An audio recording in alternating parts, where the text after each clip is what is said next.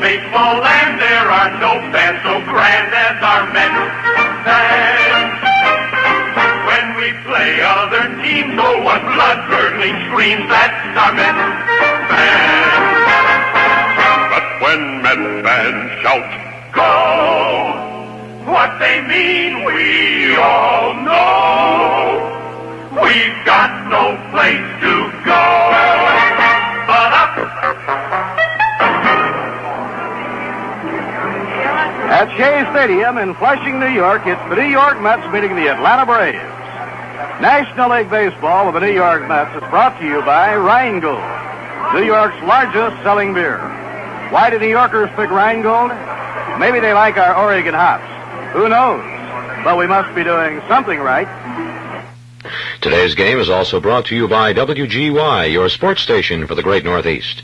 WGY brings you the full schedule of Mets regular season games live from Major League parks throughout the country. Hi there, everyone. This is Rob Kiner, along with Lindsey Nelson and Bob Murphy from Shea Stadium. And the Mets playing their final game of this homestand against the Atlanta Braves, and this is also the final meeting between the Braves and the Mets this year. The umpires are taking their stations, getting set for this ball game. The starting pitchers in the ball game, Pat Jarvis pitching for Atlanta, and pitching against him, the Mets' top right-hander, a man who has won more ball games as a right-hand pitcher for the Mets in their history, Dennis Rodman. We'll be back with the start of today's game and the starting lineups in just 1 minute. And now, word from Cool Filter. Mary Harden is out to get you. She thinks she's out to get a bargain on towels with her neighbor, but she's out to get you. Elaine, I understand they have a really good buy on bath towels. And you know the way those kids go through towels. It's almost unbelievable. I know what you mean, Mary.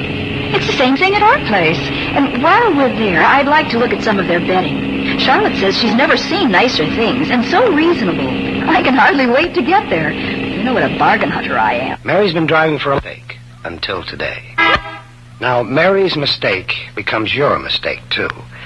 Tens of thousands of good drivers like Mary Harden make a fatal mistake every year, and any one of them can share that mistake with you. You can't prevent the other driver's mistake, but you can be prepared to avoid the consequences. Wherever, whenever you drive, expect the unexpected. Watch out for the other guy. Dennis Ryman taking his warm-up pitches on the mound, and the Mets playing against the Atlanta Braves. Dennis with a record of 11 wins and 6 losses. He is 0-1 against the Braves this year and is 0-2 lifetime against the Braves. He'll be opposed by Pat Jarvis, who has won 3 and lost 1, and he has made 1 start against the Mets this season with no decision. Started in a game at Atlanta on August 28th, and a game won by the Braves later on, 8-4. Now from Shea Stadium, our national anthem.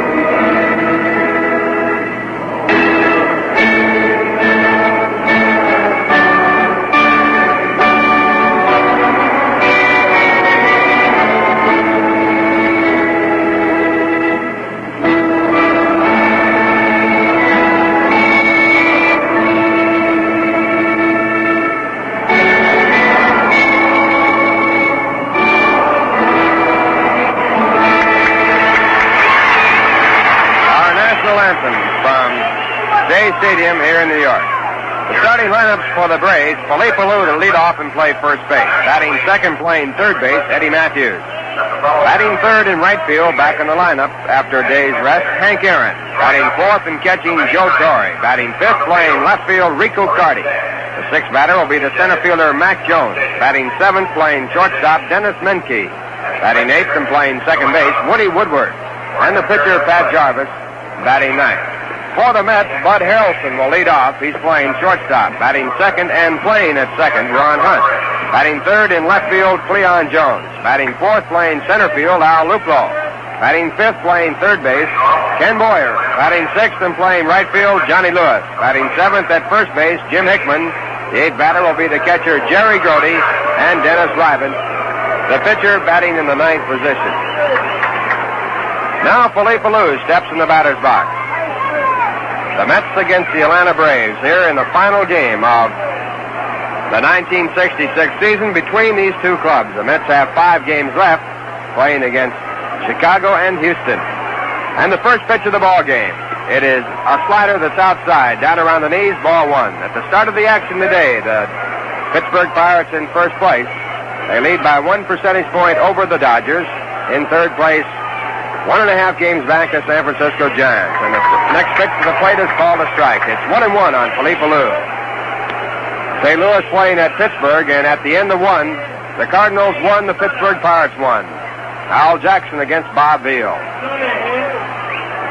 Now the 1-1 delivery, grounded out to third. A tough chance for Ken Boyer. He knocks it down, picks it up, throws to first base, but not in time. And Nair is being charged to Ken Boyer. A real tough play. It was a hard ground ball. Boyer moving to his left, tried to get to it before the half hop. He knocked the ball down, but couldn't make the play. So Philippe Alou is again on at first base. He has had quite a series against the Mets. In last night's ball game, he was on twice. He was hit by pitch balls in that. He also has hit his 28th home run and his 30th double against the Mets and a single to go along. Now the batter is Eddie Matthews. Alou batting .330 with 28 home runs on at first base, and Eddie Matthews batting .244 with 15 home runs down the batter.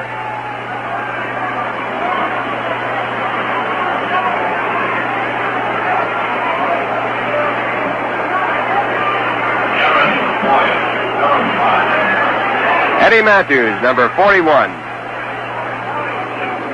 making a strong comeback in the second half of the season. He started to play regularly at third base when Bobby Bragan was given his walking papers. First pitch is low, and it's ball one.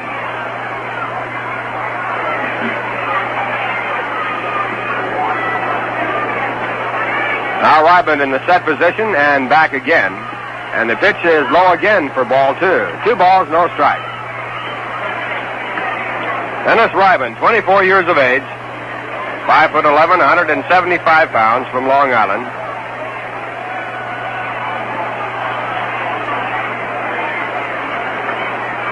And now Dennis back again, and the pitch is outside. It's ball 3. Home plate umpire is Harry Windelstadt. Ed Vargo's at first base. Shag Crawford is at second base, and Doug Harvey is at third. Jojo White, the third base coach, sending the hit or take sign into Eddie Matthews. Coaching at first base, Frank Bowling. 3 balls, no strikes. Alou at first. And the pitch. It is over the outside corner, a called strike. Matthews taking all the way, and the count now 3 balls and 1. Mets with Jim Hickman at first base, Ron Hunt at second base, Bud Harrelson at shortstop, and Ken Boyer at third. Now the 3-1 pitch not coming off as Ryman tosses over to first base, a lob throw. He sets up quickly again and steps off the pitching rubber. Now he's back on. The runner going. The pitch is taken outside, ball 4. No throw in the play by Jerry Grody. And the Atlanta Braves now have 2 men on. The first 2 batters with Hank Aaron coming up. Hank tied for the National League lead in home runs with 37. He leads the major leagues in runs batted in with 108. And he's batting .282.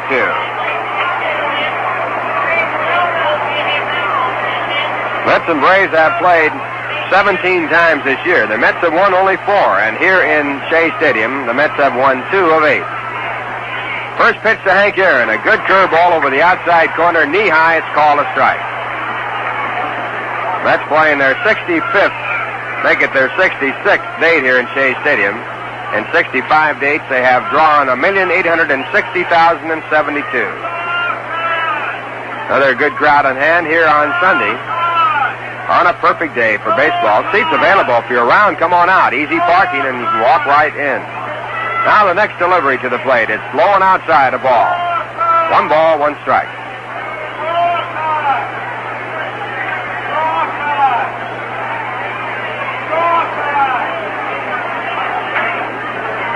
Runners at first and second. No one out, top of the first. The pitch to Aaron is a fastball this time that's too low, and it's ball 2. Pitch was low over the outside corner. 2 balls, 1 strike.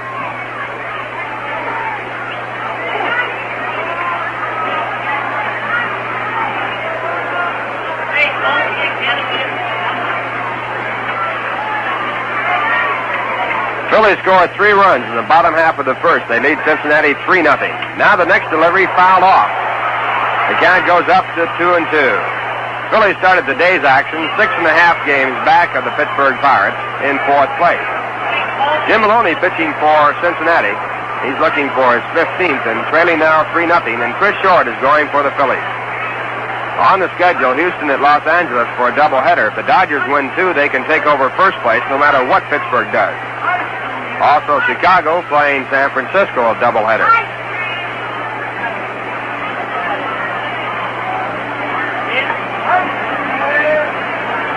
2 balls, 2 strikes. Hank Aaron the batter. And it's Ryben. With his next delivery, it's line foul down the left field line. The ball hit deep and foul, curving, and almost caught by a girl standing in the mezzanine out there.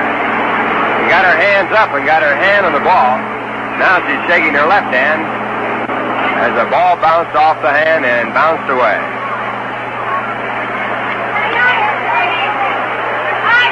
You better get a glove. So the count remains 2-2 with runners at first and second. Felipe Alou at second base, Eddie Matthews at first. Ryben pitching to his 3rd batter in the ball game. Now the pitch line fair down the left field line. It might go for 2. Scoring from second base is Felipe Alou. Going to third is Eddie Matthews. Cleon Jones firing into third base, and Hank Aaron goes into second. Cleon Jones bobbled the ball out in left field in the corner, and there might be an error charge, although Hank Aaron went on down to second. It has scored a 2-base hit. Hank Aaron is hobbled by a sore leg and cannot run at full speed. So he drives in his 109th run. The Atlanta Braves take a 1-0 lead and have runners at second and third, and Joe Torre coming up.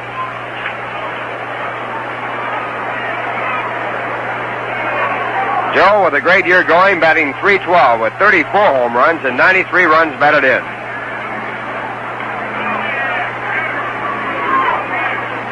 And the first pitch is hit to center field, deep to center field. Going back in center is Al Luplo. He's on the warning track, and he makes the catch. Hank Aaron tagged up at second base, goes easily over to third as Eddie Matthews scores from third, and the Atlanta Braves lead by a score of 2-0.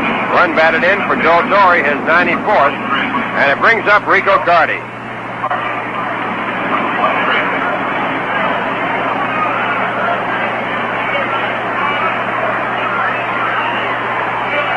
Carty, a right-hand batter, hitting .325 with 13 home runs and 65 runs batted in.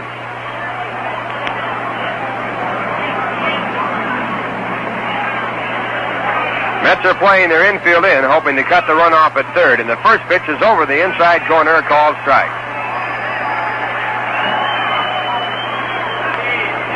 On there, a walk, a 2-base hit, and a sacrifice fly, and 2 runs in here in the top of the first.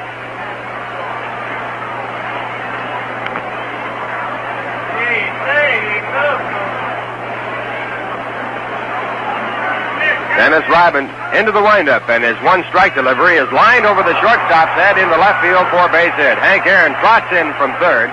Cleon Jones makes a good play as he stops the ball and then throws high over the head of the second baseman, with the ball backed up by the first baseman, Jim Hickman. Now it's a 3-0 ball game. Carty with his 66th run batted in, and still 1 man away, and this time Mac Jones is the batter.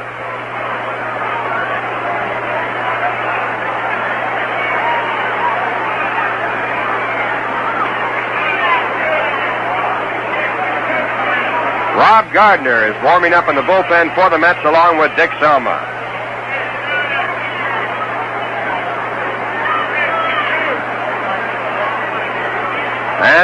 The first pitch to Mac Jones is over the outside corner, knee-high for a strike. Jones hitting .256 with 17 home runs and 52 runs batted in.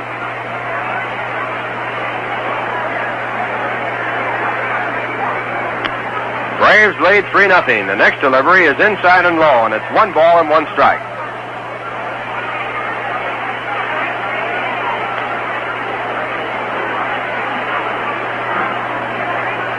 Mets infield set for the double play.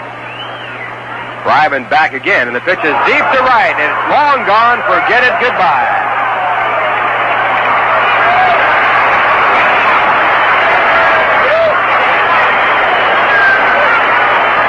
Mac Jones with a tremendous home run to right field, and 2 more runs score. Rico Carty coming in ahead. And Mac Jones now crossing with his 18th home run of the year, and the Braves lead by a score of 5-0. Now Wes Westrom has gone out to the mound, and Dennis Ryman, who was looking for his 12th win, is now on the losing side with a record of 11-6. And he is going out of the ball game, and Dick Selma is coming in. This broadcast comes to you through the courtesy of Rheingold Breweries Incorporated, Brown & Williamson Tobacco Corporation, and the Sun Oil Company, and is authorized under radio rights granted by the New York Mets solely for the entertainment of our audience.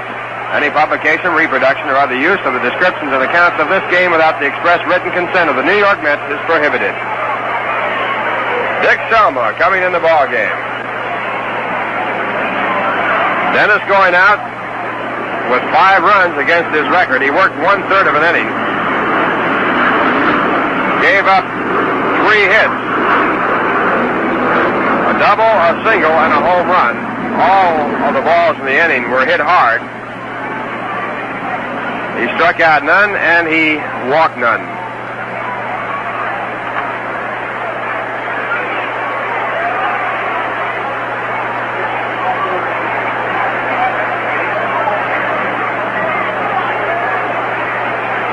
Dick Selma coming in the game has a record of 3-6, and this is his 24th appearance.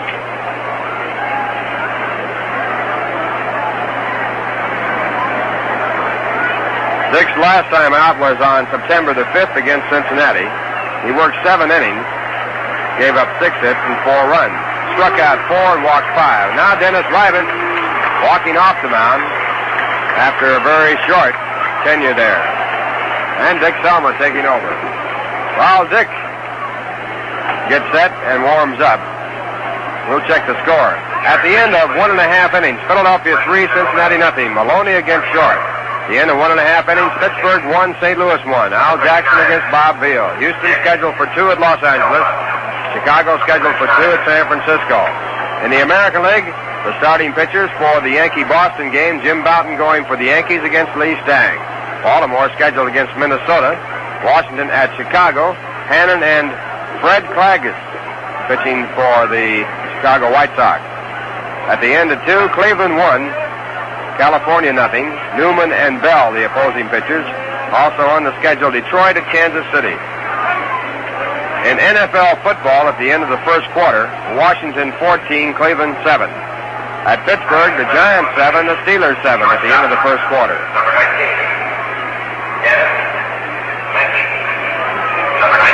Dick Selma will pitch to Dennis Menke, 7th man in the batting order for the Atlanta Braves. And the first pitch by Selma is called a strike.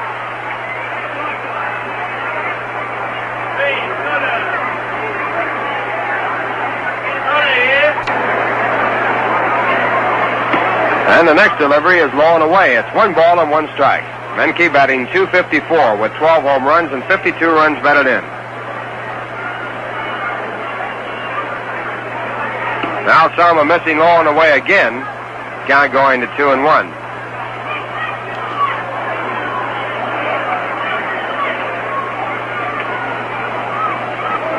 Braves leading by a score of 5-0 with 1 out in the top of the first. Next delivery is swung on and missed. It's strike 2. Selma picking the count up to 2 balls and 2 strikes.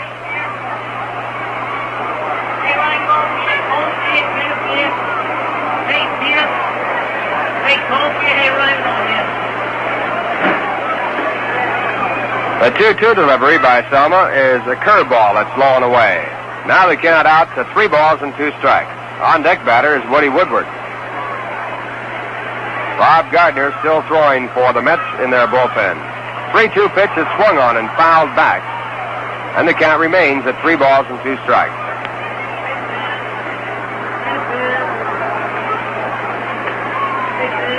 The American League, Baltimore leads Detroit by 10.5 games. Minnesota in third, 11 games back. The White Sox in fourth, 15.5 games back. Now a drive to deep left field. Going over in the corner is Cleon Jones. He can't get to it. It bounces against the wall. Cleon takes it off on the first bounce, and Menke goes into second base with a stand-up double. That's his 20th this year. And the Atlanta Braves continue against Dick Selma. That'll bring up Woody Woodward.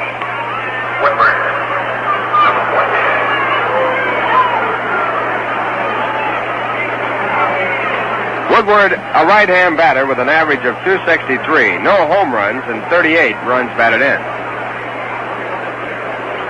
Woody, the 8th man to bat here in the first inning. There's 1 away and 5 runs in.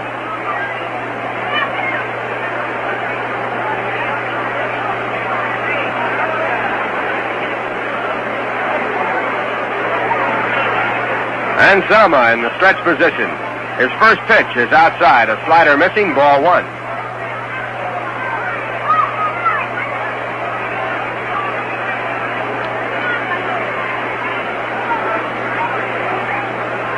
Menke with a short lead at second base.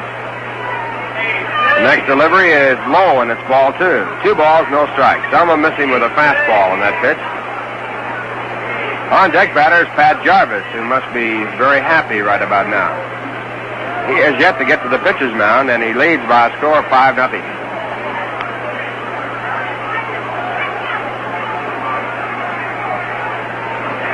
Two balls, no strikes. And Selma now sets up again. His next pitch is grounded off the hands towards second base. Ron Hunt comes in, makes the throw to first base in plenty of time. And Menke goes to third. So the Mets get their second out. And that brings up Pat Jarvis.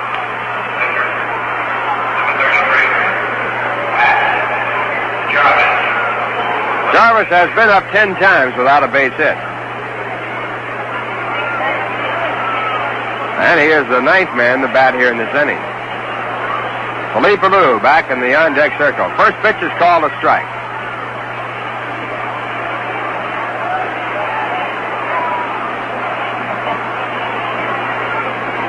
Selma tries again and misses low, and it's 1 ball, 1 strike. The end of 2.5 innings, St. Louis 1, Pittsburgh 1. Al Jackson against Bob Veal. The 1-1 pitch is low again. It's ball 2. 2 balls and 1 strike. Al Jackson with a record of 12-13 against Bob Veal, who has won 14 and lost 10. The 2-1 pitch is grounded out to first base. Jim Hickman takes it on 1 hop, and the side is retired as Jim goes to the bag. In the inning, the Braves score 5 runs on 4 hits. There was 1 error and 1 man left on. And the score at the end of 1/2 inning, the Braves 5, the Mets coming up. Now here's a word from Rheingold. I don't know the reason. I can't tell you why. More people like Rheingold, the beer extra dry. But we must be doing something.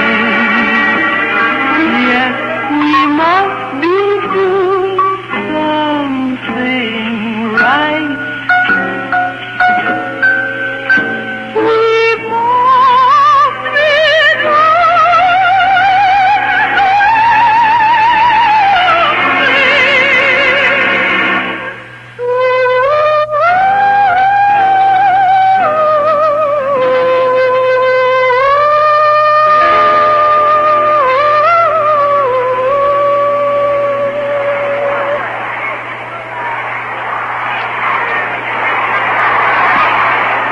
Bottom half of the first, the Mets coming up for the first time in the game, and they need a lot of runs as the Braves scored 5 in the top of the first. It'll be Bud Harrelson leading off. Ron Hunt batting second, and Cleon Jones batting third. And they'll be batting against a right-hander by the name of Pat Jarvis. Pat is 25. He's 5'10", weighs 180 pounds. He lives in Carlisle, Illinois. He has a record this year of 3 wins and 1 loss in the major leagues. He was 6-5 at Richmond in the International League. 1965, he was 3-4 at Atlanta, and he has a lifetime record in the major leagues. That was Atlanta in the International League, 3-1. And the first pitch that he makes is called a strike. Bud Harrelson batting from the left-hand side with an average of 176. Bud has no home runs and 2 runs batted in. He's been at bat 34 times with 6 hits. And the pitch back is taken inside and high, and it's 1 ball and 1 strike, and Bud was out to bunt.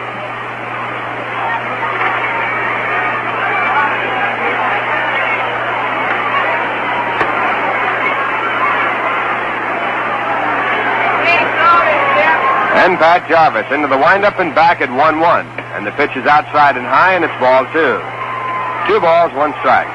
For the Braves, Philippe Alou at first base, Woody Woodward at second base, Dennis Menke at shortstop, and Eddie Matthews at third. In the outfield, Rico Carty in left field, Mac Jones in center field, and Hank Aaron in right. Mac Jones is playing a very shallow center field. 2-1 pitch is low and outside. It's ball 3. 3 balls, 1 strike. And Joe Torre now out to the mound to talk with Pat Jarvis.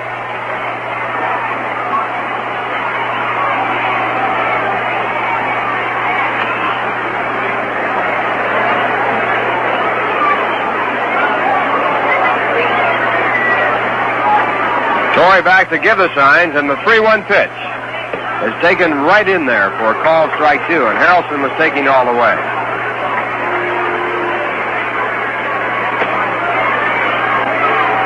Pat Jarvis is a rather unusual man. 3-2 pitch it off the handle, back to the mound. It's knocked down by Jarvis. He picks it up and throws the first base in time for the out.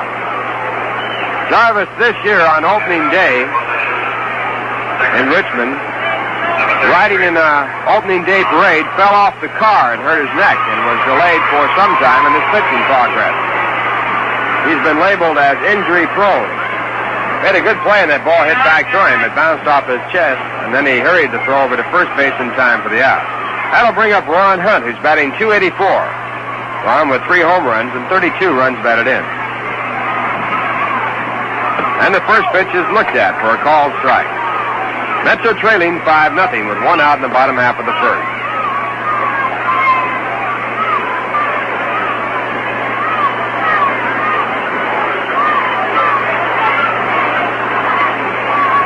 Ron has been at bat 457 times this year with 130 hits, 19 doubles, 2 triples, and 3 home runs. And the 1-strike pitch to Hunt is popped in the air on the second base side. Coming in front of the second baseman is Philippe Alou, and he makes the catch. 2 men away here in the bottom half of the first, and now the batter will be Cleon Jones. Cleon Jones had a lot of running to do in left field in the first half of this inning when the Braves scored 5.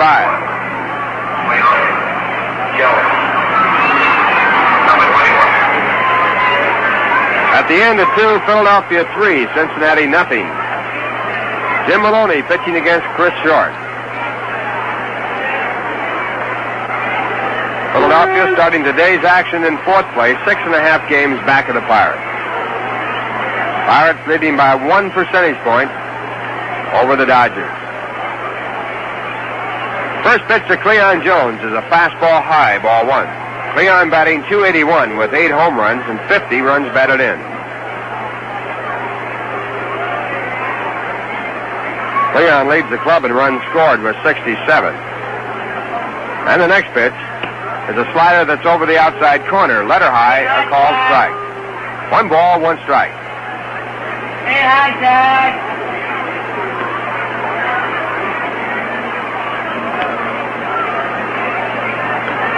Braves play Cleon Jones straight away. Jarvis back again, and the pitch again is a slider that's called strike 2. That puts the count at 1 ball and 2 strikes.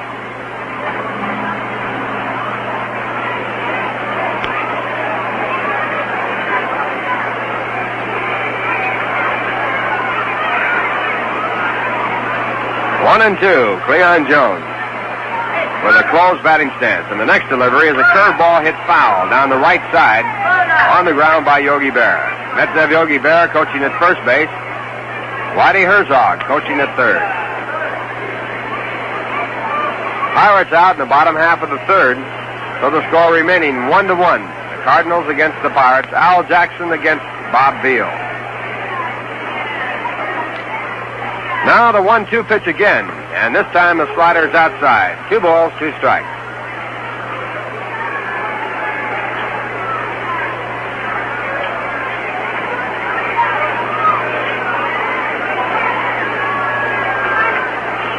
Jarvis shaking no on the first set of signs, now taking the second. He comes back with a fastball. It swung on and missed, strike 3, and that retires the side in order. And the score at the end of 1, the Braves 5, the Mets nothing. Well, the Mets have finished their homestand here at Shea Stadium with the conclusion of this ball game. They go on the road to play Los Angeles 2 ball games on the 12th and 13th. The Giants 3 ball games on the 15th, 16th, and 17th. Houston, a total of 4 games on the 18th, 19th, and 20th. Cincinnati on the 23rd, 24th, and 25th, a 4-game series. And then back home to take on the Chicago Cubs and the Houston Astros as their final opponents of this season. Chicago on Tuesday the 27th, a day game on the 28th. Houston over the weekend, Friday night, Saturday night, and Sunday. You can get tickets for all the home games of the Mets at a wide variety of locations, the remaining 5. Tickets available at Shea Stadium 7 days a week, right here at the advanced ticket reservation window. Grand Central Station, they're open 6 days a week, weekdays from 8 to 6 and Saturdays from 8:30 to 4. Macy's at the 34th Street and 7th Avenue store on the main floor, and also Macy's in the Walt Whitman Shopping Center in Huntington, Long Island, open during the regular store hours. In addition, reservations for box and reserve seats can be made at all Howard Clothes stores during regular store hours, and also at any branch of the Manufacturers Hanover Trust Company during banking hours.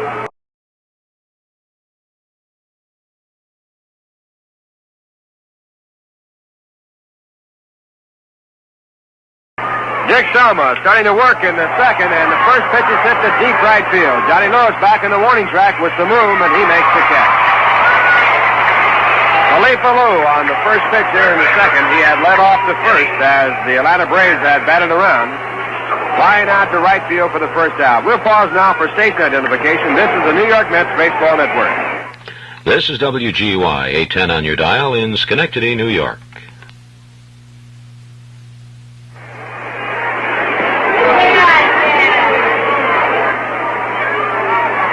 Eddie Matthews now the batter, and the first pitch to him is a changeup that is low. It's called a ball. Matthews walked his first time up in the first. Philippe Alou grounded to third his first time up and was safe on an error. Now the pitch back to Matthews, a called strike. 1 ball, 1 strike. Matthews batting .244. And Selma, who relieved Ryman, throws the next pitch. It's drilled deep to right field. Johnny Lewis back to the fence. He jumps high in the air and makes a fantastic catch.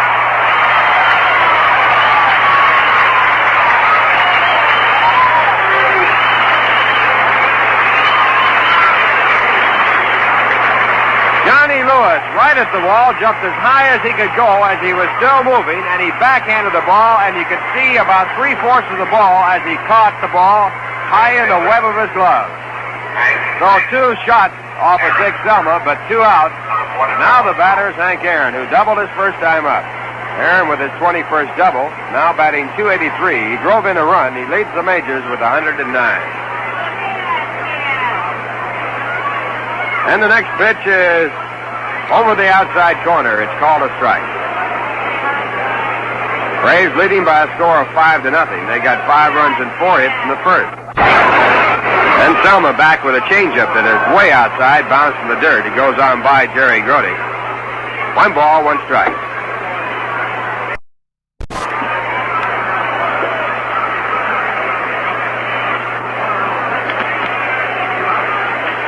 And the right-hander at 1-1, and the pitch is checked on and fouled to the right side on the ground. Count going to 1-2. Say youth opportunity depends on education. The more you learn, the more you'll earn. So stay in school and prepare yourself for a really good job. You'll be glad you did. Now at 1-2, the pitch to Aaron is again a changeup, but it's too low, and it's ball 2. 2 balls and 2 strikes.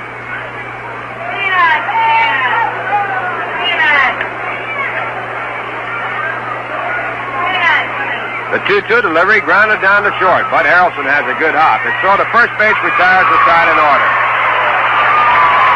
Well, 2 fine plays by Johnny Lewis. One of them a great play and the side out in order. And the score at the end of 1.5 innings, the Braves 5, the Mets nothing. Now here's a word from Sunoco. They're moving. Watch out for the other guy. Going to be late for dinner tonight, dear? Yeah, I've got to go over that Anderson deal with Fred. Bob Watson is a nice guy with a nice family and with a nice business to support them. Bob Watson's also a good driver. Not the kind of a guy or driver that you'd normally expect to have to watch out for, because normally Bob's mind is on his driving. I can expect about a 34% discount on all items. That should mean a possible margin of, say, 6%. It's not bad. But this morning, Bob's mind is on business, and that means at the next stop sign, you could get the business from Bob. Tens of thousands of good drivers make bad mistakes, fatal mistakes every year. One of those mistakes may involve you. Expect the unexpected, whenever, wherever you drive, at intersections and oncoming traffic, even behind you. Always drive defensively. Always watch out for the other guy. In this final ball game between the Mets and Braves this year. It'll be Al Luplo, Ken Boyer, and Johnny Lewis for starting pitcher Pat Jarvis.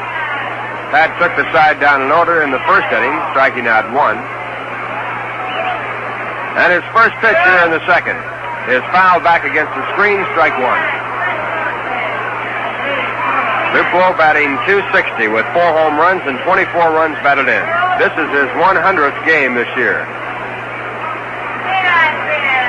Al has 77 hits with 296 times at bat. Curveball back is inside. It's 1 ball, 1 strike.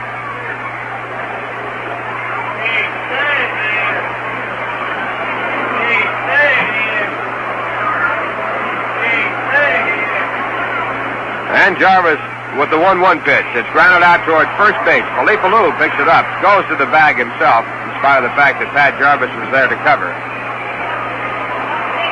And the Atlanta Braves have 1 out here in the second.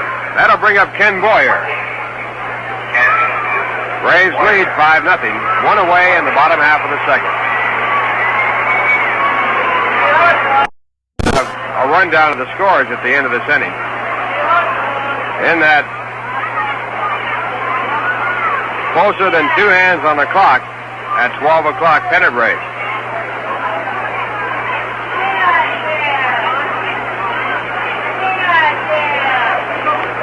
First pitch to Ken Boyer by Jarvis is low and away. A breaking ball for a ball. Boyer batting .272 with 13 home runs and 58 runs batted in.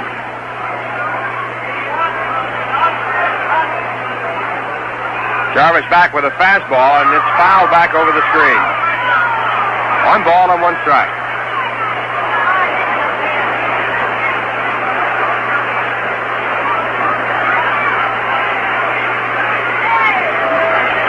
John Miller, a newcomer with the Yankees, has hit a 2-run home run in the top of the second, so the Yankees lead by at least 2-0 over the Red Sox. Now the next delivery is over. It's called a strike. 1 ball and 2 strikes. Announcement over the press box that Roy McMillan is going to have an arm operation, shoulder operation would be a better description, on Thursday. Next pitch is blown away. It's 2 balls and 2 strikes.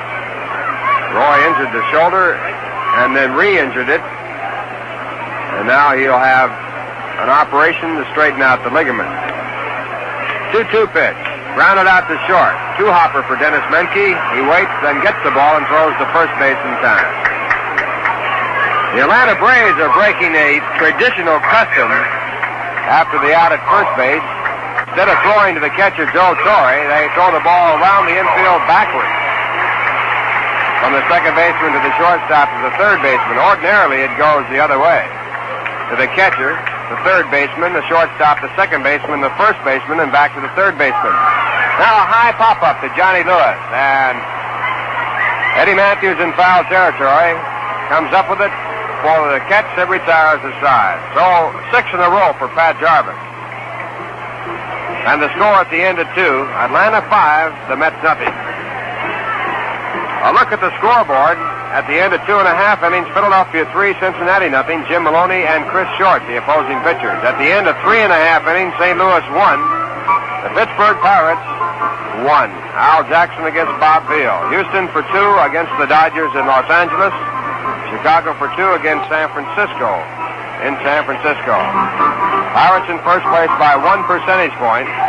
Dodgers in second place, and the Giants in third. They are 1.5 games back. Philadelphia in fourth place, trailing by 6.5 games. In the American League, batting in the top of the second, the Yankees 2 on a home run by John Miller.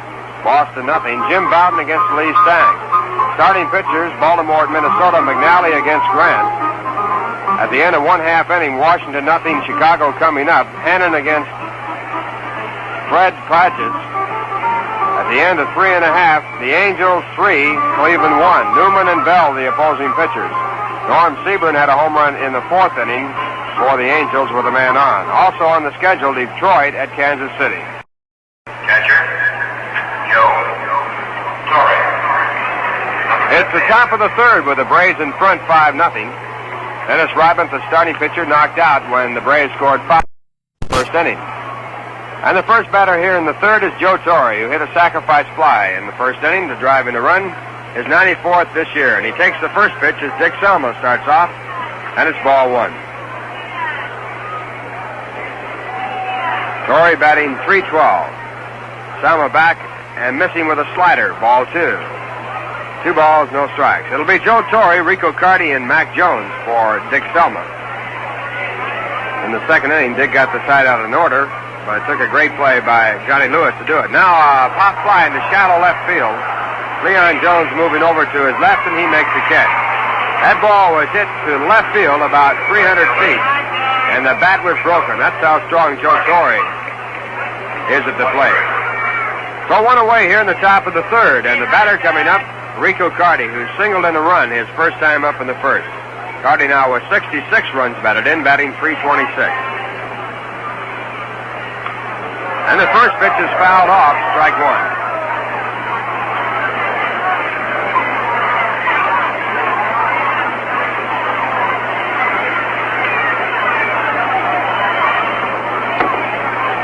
One strike delivery is fouled off again. It's strike 2.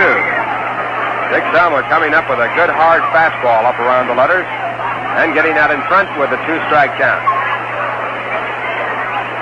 The Pittsburgh Pirates scored 2 runs in the bottom half of the 4th inning off Al Jackson. They now have the lead at 3-1. Bob Veal defending for the Pirates. 2-strike pitch, a fastball fouled away, and Selma with the fastball right on by Rico Carty, but he stuck the bat out and got enough of the bat and the ball to foul it off to the right side.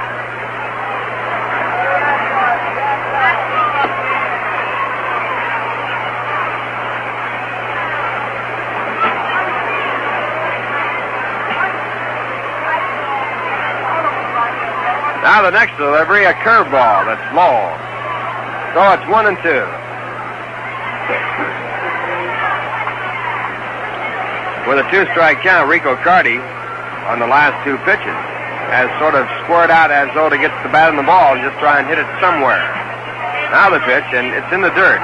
Caught and handled well by Jerry Grody. 2 balls and 2.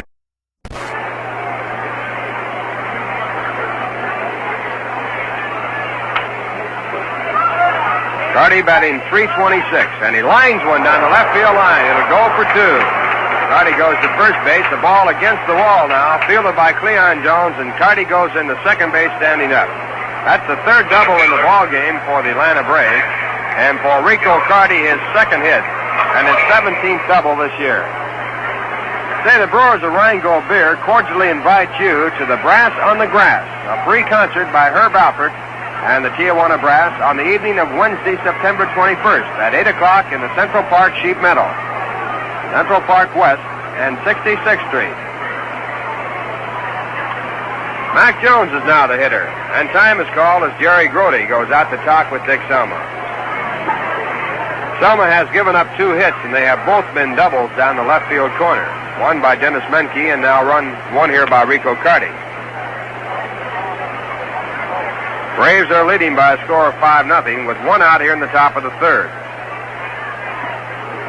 And the first pitch to Mac Jones is called a ball, pitch inside. Jones batting .258 with 17 home runs and 52 runs batted in. He had a long 2-run home run his first time up. Ball hitting high off the scoreboard. Now ball 2 as the pitch misses outside. 2 balls and no strikes.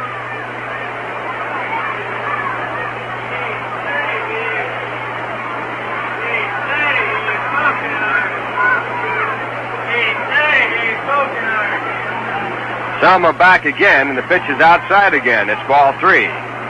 3 balls, no strikes. On deck batter is Dennis Menke.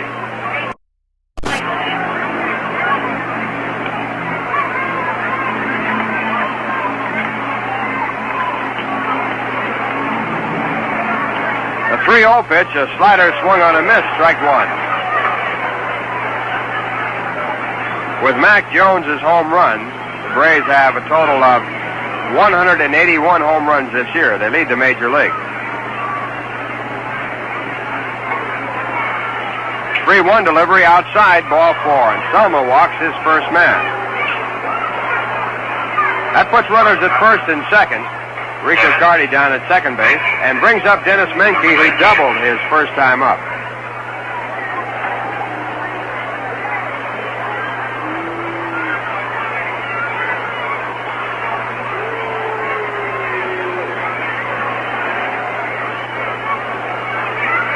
Menke, a right-hand batter, and the first pitch to him is a slider high, ball 1.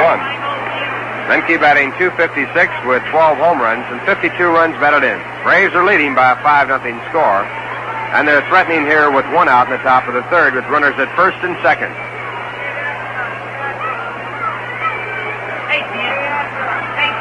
Next pitch is fouled off on a check swing. The count evens out at 1 ball and 1 strike. Braves are fighting for the first division. They are tied for 5th place with the St. Louis Cardinals, 10 games back. Both teams with identical records, 73 wins and 70 losses. Also in there close, Cincinnati. Pitch back to Menke high, and it's ball 2. 2 balls and 1 strike.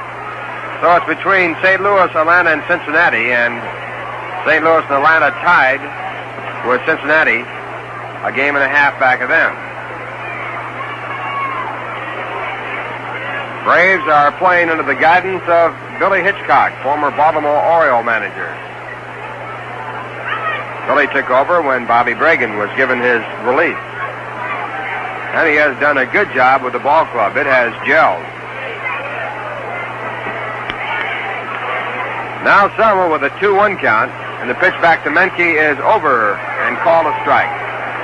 That puts it at 2-2.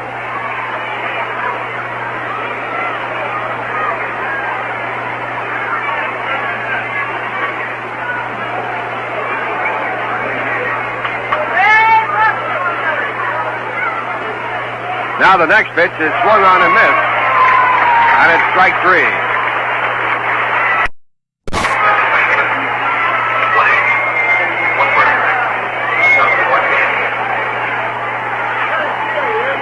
So with 2 away, the batter coming up is the second baseman, Woody Woodward. Woody grounded out his first time up. Batting for the second time, his average at .262. Runners at first and second. The Braves lead by a score of 5-0.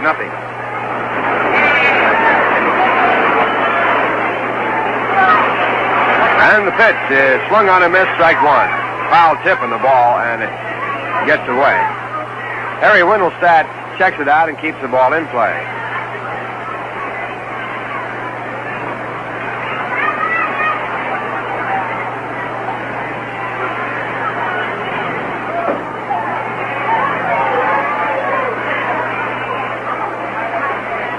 One strike pitch is high, a fake and a throw to second base, and the count goes to 1-1. Looking ahead a little further, Atlanta only 3.5 games out of 4th place.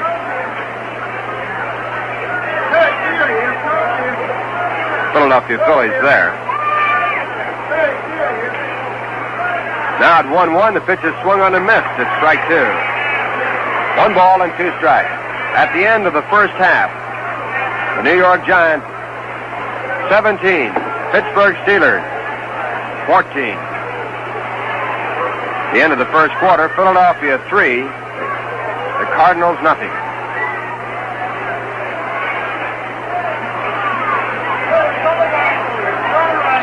One ball and 2 strikes. And grounded out towards second, cut off by Dick Summer with a good play.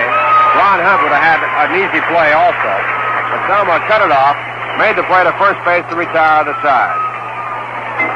In the inning, no runs on 1 hit. There were no errors, a walk, and 2 men left on.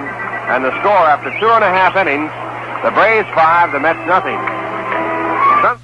Here's Bob Pettit, professional basketball star of the St. Louis Hawks, on the subject of physical fitness. As a professional athlete, I have to stay in shape. No question about it. And that makes me luckier than most, because I've developed a habit of keeping fit. That's going to be important to me when my playing days are over and I go into banking, because there's no question about this either. No matter what line of work you go into, you'll look better, feel better, and work better if you're physically fit.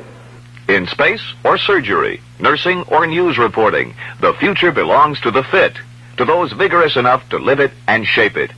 You parents can help see that the schools do their whole job, preparing your children physically as well as mentally.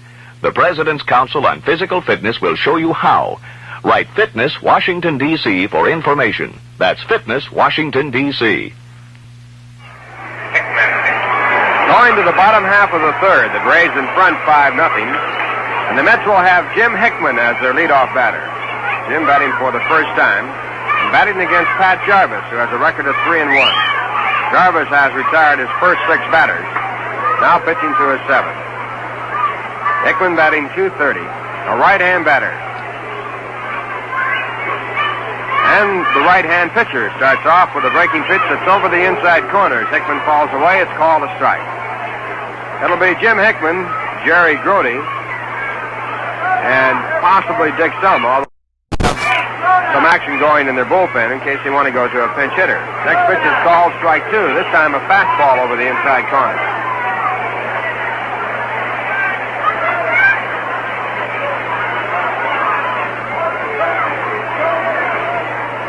Now Pat Jarvis back again, and he misses outside. That puts the count at 1-2.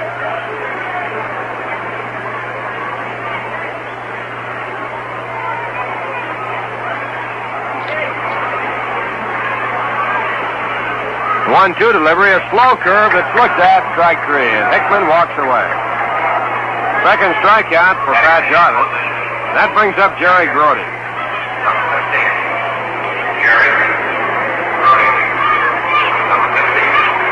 Jerry, a right-hand batter, hitting .237. The 8th man to bat in this ballgame. No one has reached first base yet for the Mets. They trail 5-0. And the first pitch to Grody is called a strike. Pat Jarvis has fine control. Last 2 games, he has not walked the batter, and he has been ahead of the hitters constantly in this one.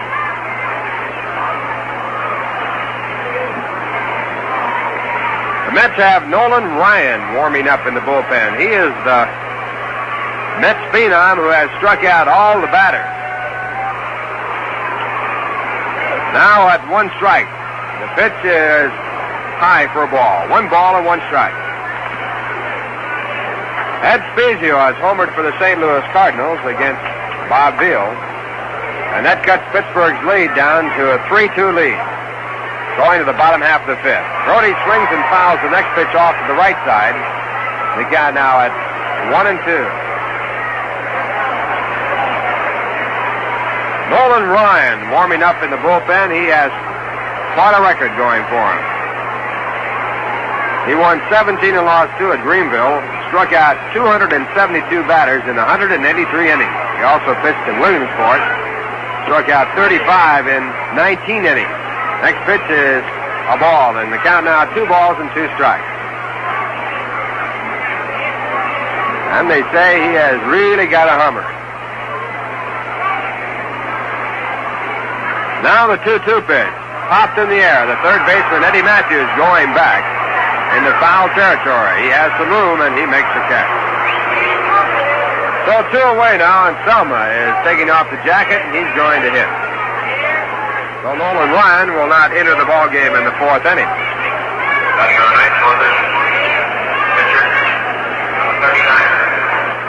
Dick Selma. Selma's not a bad hitting pitcher.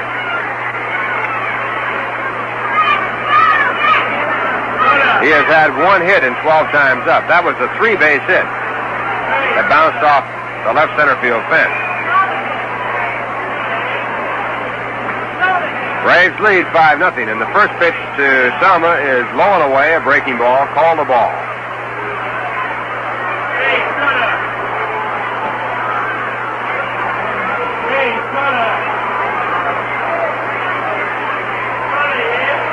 Pat Jarvis back again, and this time the fastball is through. It's 1 ball and 1 strike.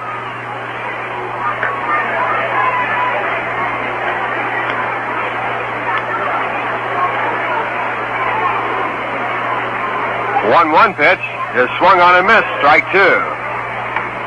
Jarvis out in front now, 1-2.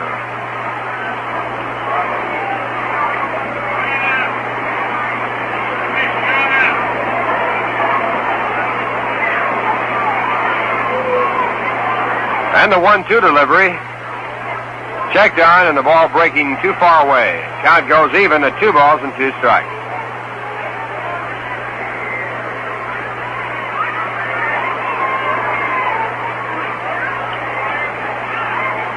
And the 2-2 pitch. Swung on and missed, strike 3. And Pat Jarvis has retired his first 9 men, striking out 3. And the score at the end of 3, the Braves 5, the Mets nothing. Now here's a word from Rheingold.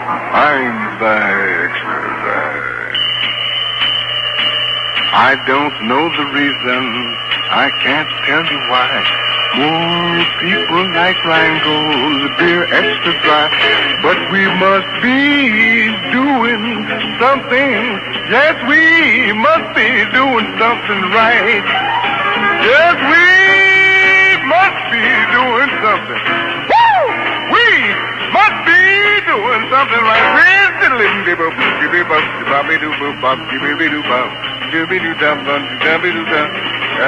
Pour me another mug of that Rheingold exercise here. Woo! Yes, we must be doing something. Woo! We must be doing something right. Rheingold.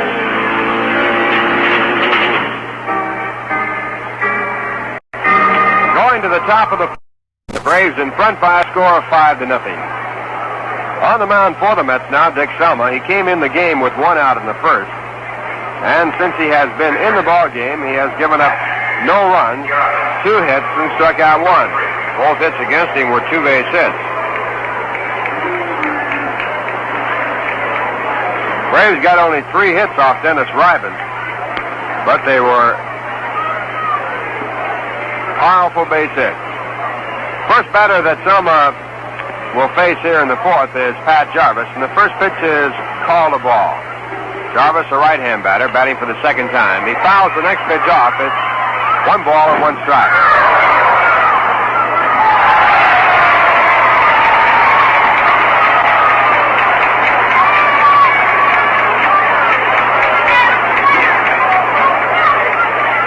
And the next pitch is grounded high on 1 bounce toward second, and a high jump by Dick Selma cuts it off. His throw to first base retires his opposing pitcher, Pat Jarvis. So now 1 away here in the 4th with the Braves in front 5-0, and Felipe Alou batting for the 3rd time. Lou was safe when he grounded hard down the 3rd, and the ball was not handled by Ken Boyer. It was scored in error. his first time up. His second time up, he flied to deep right. And on the first pitch here, he pops up high in the air out toward shallow left field. Bud Harrelson goes back a few steps on the grass and makes the catch. One of the few times the Mets have got Philippe Alou out when he hasn't hit a line drive. He's hit 6 home runs against them this year, as has Joe Torre. Now the batter is Eddie Matthews. He has walked and was out on a great play by Johnny Lewis in right field. And Matthews takes the first pitch for a called strike. Matthews batting .243. Not too many teams have gotten Alou out this year. He's got 203 hits.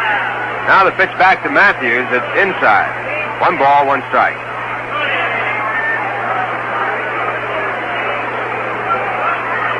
Dick Selma tries again, and a changeup is long gone. Forget it goodbye.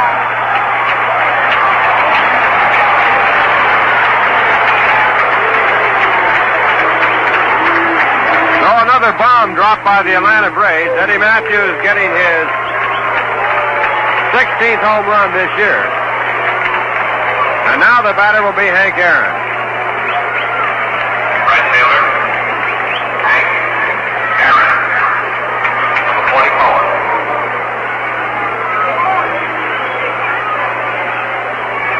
For Matthews' 493rd career home run. And the first pitch to Hank Aaron is called a strike.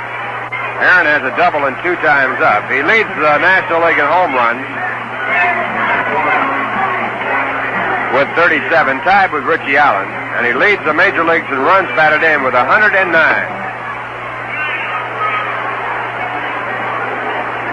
The 1 strike pitch to Aaron is hit off the handle, but strong enough to go on through into center field for a base hit.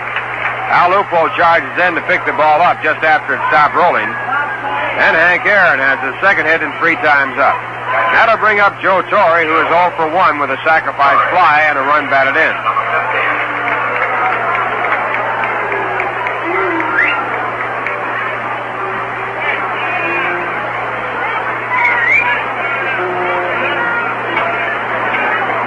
Joe with 94 runs batted in and a .312 average.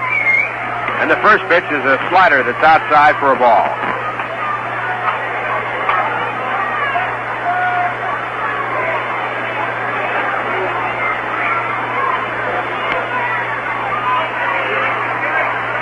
Next delivery of hard swing. 1 ball, 1 strike. Now, Torre, after swinging at that pitch, asked for the ball to be looked at, and a new ball is put into play.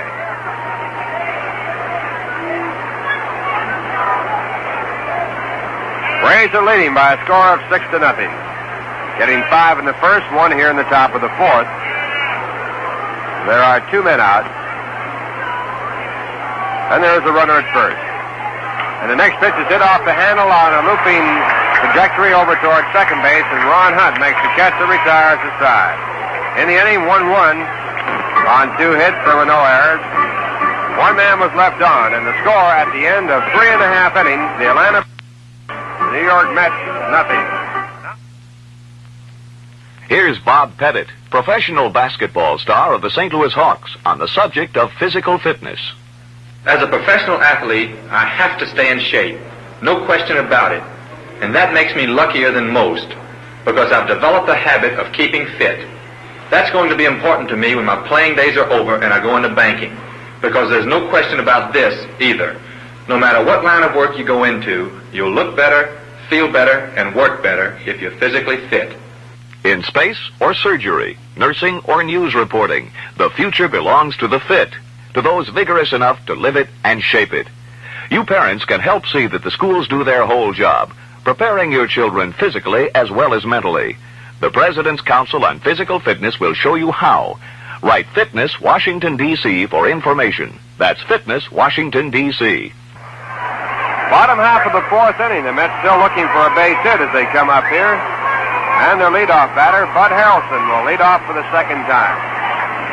Bud grounded back to the pitcher, Pat Jarvis, his first time up on a 3-2 pitch. And his first pitch here in this inning is grounded out to short. Dennis Menchie has it. His throw to first base is in time by about 4 steps for the out. While we wait for Ron Hunt to come up. We'll pause for station identification. This is the New York Mets Baseball Network.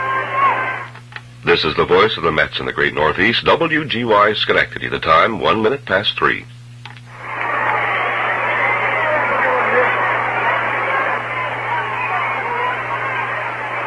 Ralph Kiner along with Bob Murphy and Lindsey Nelson. It's the bottom half of the fourth and one away. The Braves lead 6-0. And the Mets have Ron Hunt as their batter. Pat Jarvis starts off with a slider. Ron was up to bunt, but he took the pitch outside for a ball. Ron was out to bunt out toward second base, where the second baseman, Woody Woodward, is playing on the edge of the grass.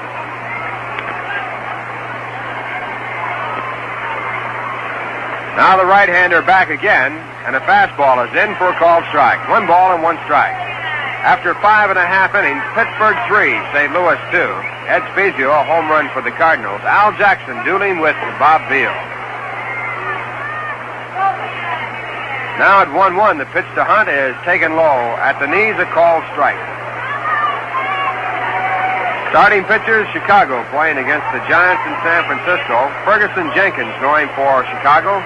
He has a record of 3-7, and Bob Sadecki pitching for the Giants. His record 5-7. His last time out, a 3-hitter against the Dodgers. Now the 1-2 pitch, high and inside. It's 2-2. Should say Ray Sadecki, thinking of the Braves. The Braves one time had Bob Sadecki. Ray Sadecki with a strong effort against the Dodgers. It was really a lifesaver for the Giants. Here's a 2-2 pitch. Grounded to the middle of base hit.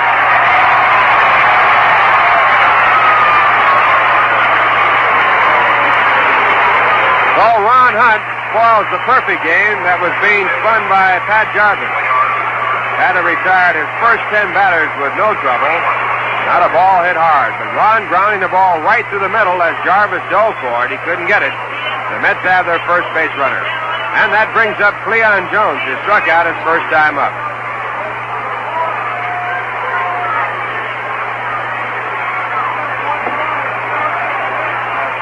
Braves lead by a 6-0 score. They have 7 hits.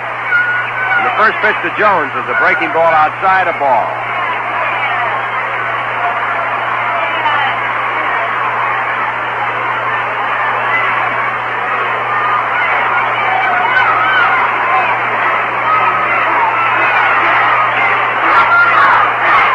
The 1-0 delivery is taken in for a called strike.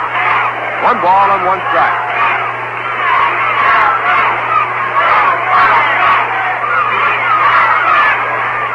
That home run by Eddie Matthews in the top of the fourth tied him with Lou Gehrig for the number 7 spot in the all-time list of career home runs. Now the next pitch swung on and missed. 1 ball and 2 strikes.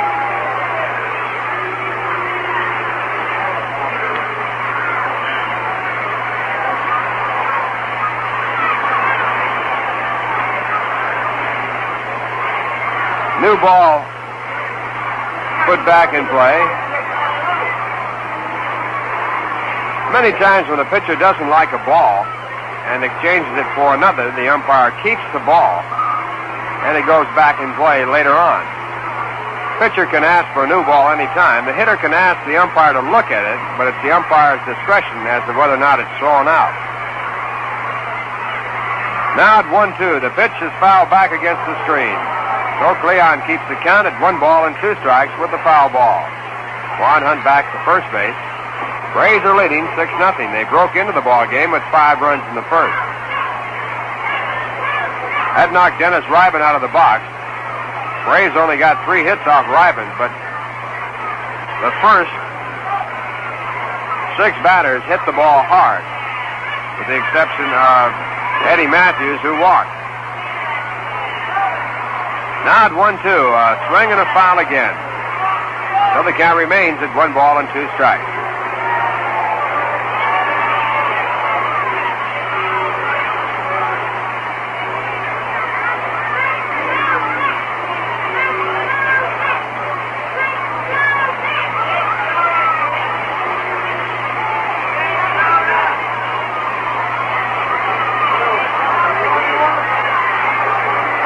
One-two pitch is fouled again, so 3 are foul balls on the count at 1 ball and 2 strikes for Cleon Jones.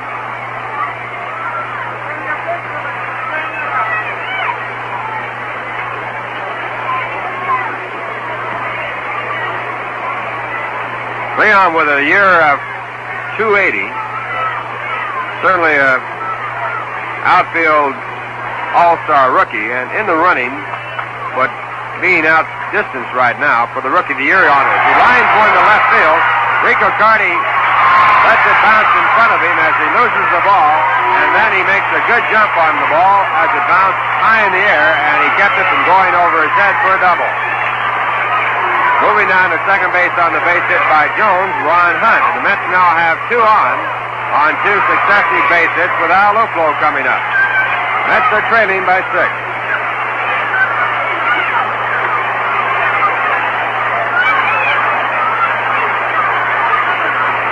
Al grounded down to first base his first time up. He's batting .260. The Mets with action for the first time. The first pitch is fouled off and back of home plate out of play.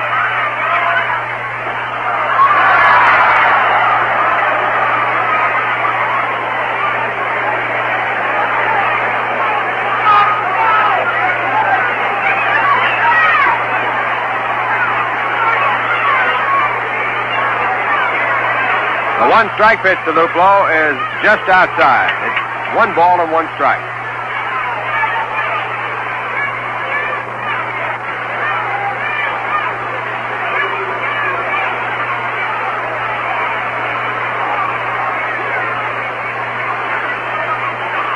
And at 1-1, a check in the swing, and again a foul ball in back of home plate out of play.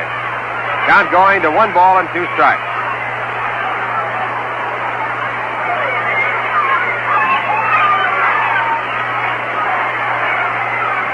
At the end of 4 1/2 innings, Philadelphia 4, Cincinnati nothing.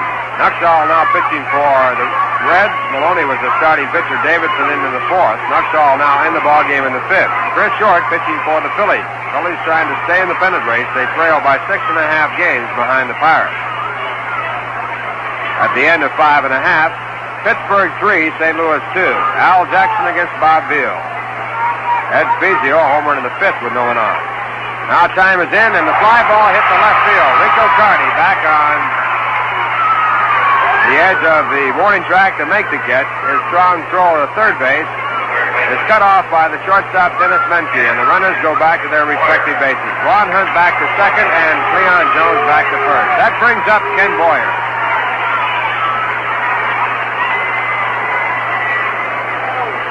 Mets are trailing by a score of 6-0. 2 men away here in the bottom half of the 4th.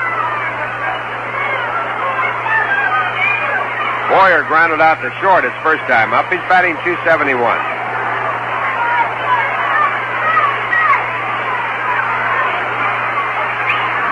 The first pitch is lined to left field, a base hit.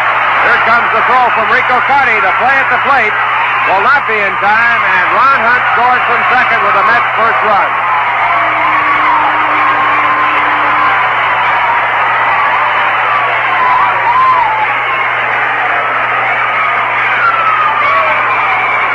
Ken Boyer with a base hit to break the shutout being pitched by Pat Jarvis. That's his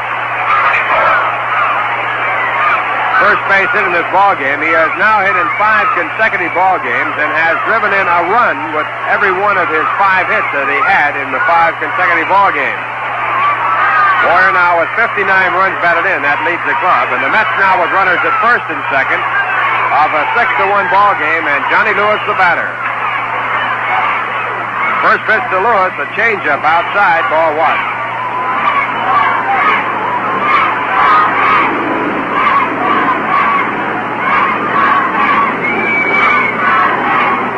Cleon Jones to second base on the base hit with a short lead there. Ken Boyer at first.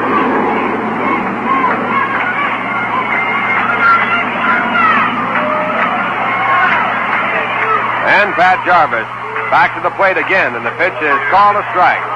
Pitch over the inside corner at the knees. It's 1 ball and 1 strike.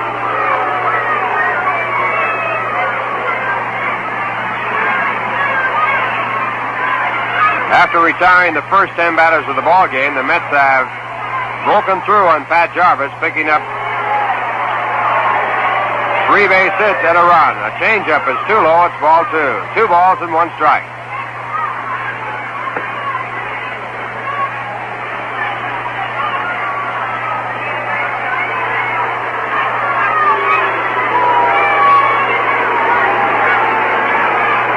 Now Whitlow Wyatt has gone out to the pitching mound to talk with Pat Jarvis. Joe Torrey had been out near the mound, started back, and now has gone back to the mound. Pat Jarvis with a record of 3-1. 25 years of age. He was 6-5 at Richmond this year. Now Wyatt, former great pitcher for the Dodgers, going back to the bench, and Joe Torrey back to call the pitchers.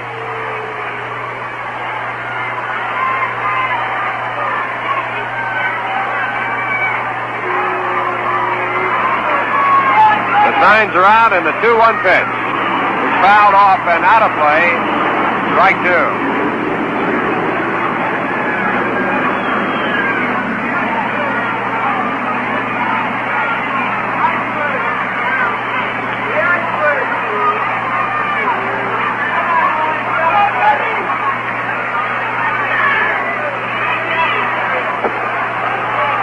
Two balls, 2 strikes.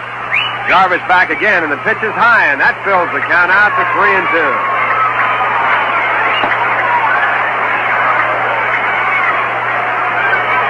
3 balls and 2 strikes with 2 men away here in the bottom half of the 4th. The Mets trailing by 5, so the runners will be going on the pitch. The pitch to Johnny Lewis. And here it comes, and the pitch is hit foul on the right field line. Ball was really hit hard, but pulled way foul. The count remains at 3-2. The Pirates out with no runs in the bottom half of the 6th, so they lead with the score at 3-2. Playing the St. Louis Cardinals. Now once again, the runners go, and the 3-2 pitch is swung on and missed, strike 3, and that pitch was up in Johnny Lewis's eye. The strikeout, the 4th for Pat Jarvis. It retires the side, but in the inning, the Mets pick up 1 run on 3 hits. There were no errors, and 2 men were left on. And the score at the end of 4, the Braves 6, the Mets 1. Well, the Mets leave town for a short time, going to Los Angeles, San Francisco, Houston, and Cincinnati, and then they come back to play the Chicago Cubs on the 27th and the 28th. On the 27th, the night game, Cleon Jones will be in the Met Fan Club room. You'll be able to meet the fans who would like to get to know him a little bit better.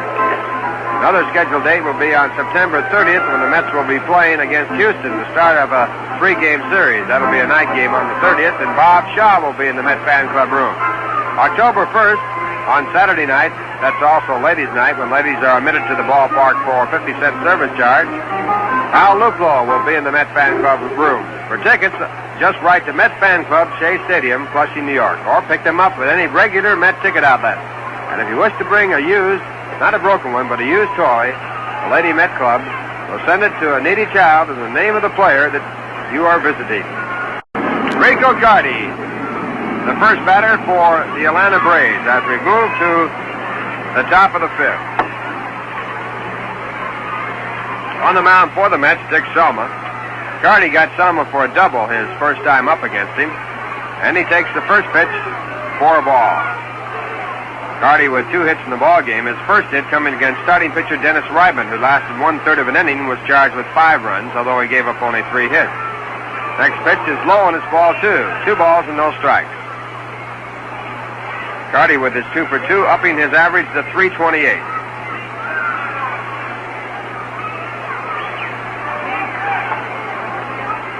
And the next pitch is outside, and the count goes to 3 balls and no strikes.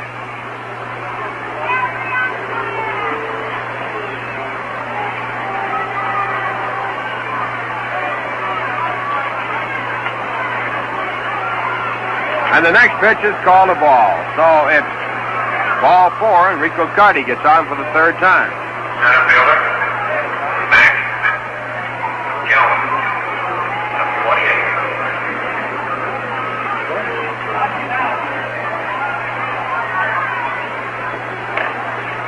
Carty at first base, and the batter now for the Atlanta Braves, Mac Jones, the center fielder. Mac has reached his 2 times up, and he swings and misses. The first pitch, strike 1. He went all the way his first time up with his 18th home run over the right field fence. He walked his second, so he is 1 for 1, and his average is 258. The home run knocked Dennis Ryman out of the box. Now the next pitch, outside, it's a ball. 1 ball, 1 strike.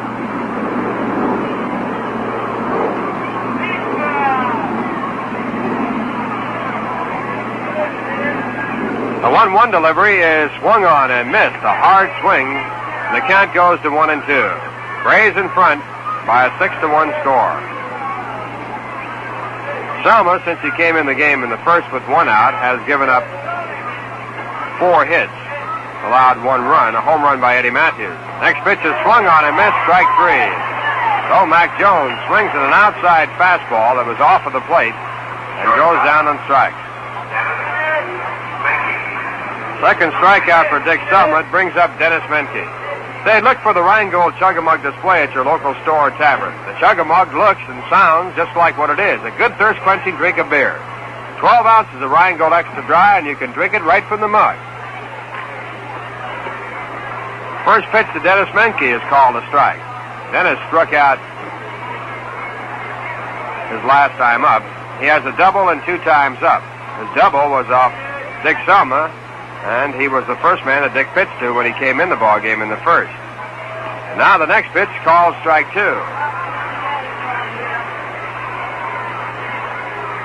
The Cubs are out. They did not score in the first. The Giants coming up against Ferguson Jenkins. Ray Sadecki pitching for the Giants.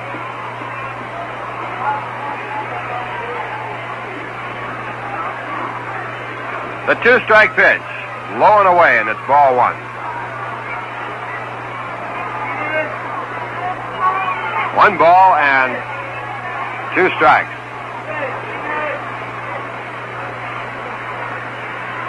And the next pitch is low and away again. It's now 2-2.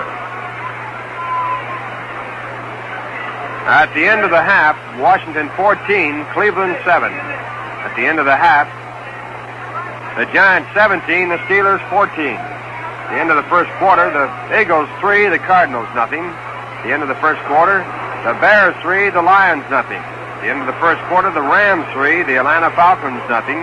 And in the AFL, at the end of the first quarter, the Kansas City Chiefs 21, the Buffalo Bills nothing. Now the next pitch to the plate, a curveball that's looked at. It's called strike 3. Bo Selma striking out Menke for the second time, getting his 3rd strikeout. That brings up Woody Woodward.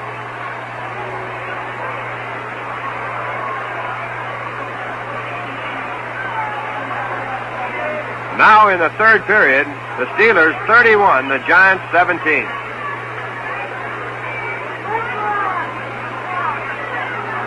First pitch to Woodward, grounded out to short. Bud Harrelson has it, goes over to Ron Hunt, covering at second base for the 4th play on Rico Carty to retire the side. No runs, no hits, no errors, and 1 man left on. And the score at the end of 4.5 innings, the Braves 6, the Mets 1. And now coming in here for the play-by-play, Bob Murphy. But first, here's a word from Rheingold. Don't know the reason, we can't tell you why. For people like Rheingold, the beer extra dry. But we must be doing something. Yes, we must be doing something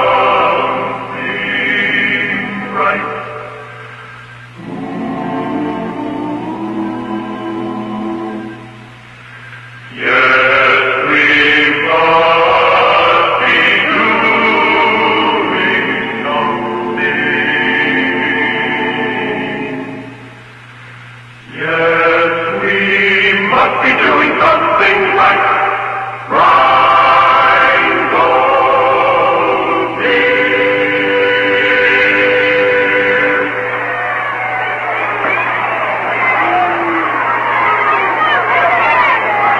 Half of the 5th inning, Jim Hickman will be up for the New York Mets against right-hander Pat Jarvis. He hits the first pitch and pops it up. Second baseman Woody Woodward in short right makes the catch easily, one down. One away, nobody on. Now Jerry Grody coming up.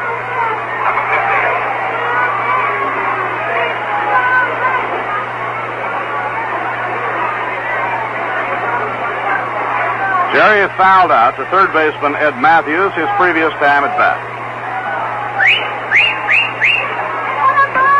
Fastball on the outside corner, strike one.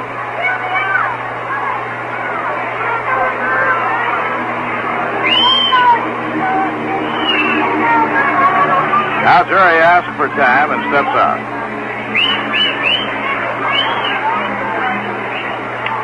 A high infield pop fly.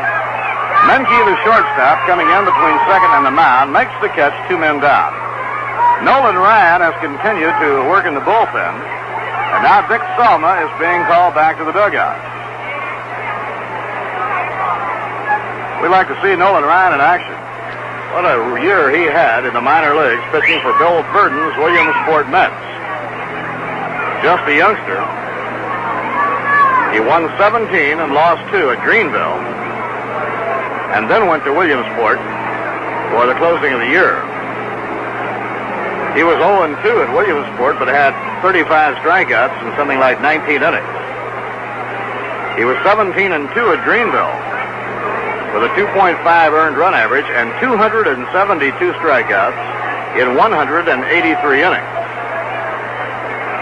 The baseball men say that's a lot of strikeouts, even if it's the Epworth League.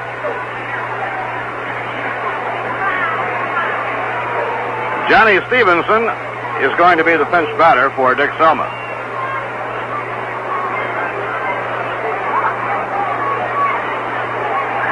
Your attention, please.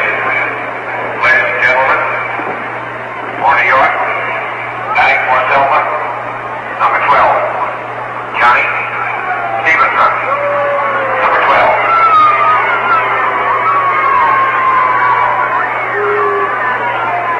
Dick Selma worked 4 1/3 in relief of starter Dennis Rybank. Dick allowed 1 run, 4 hits, walked 2, struck out 3. Now the pitch to Johnny Stevenson, inside and low, ball 1. Mets behind 6-1, last half of the 5th inning. And it's off the outside corner, 2-0 on Johnny Stevenson.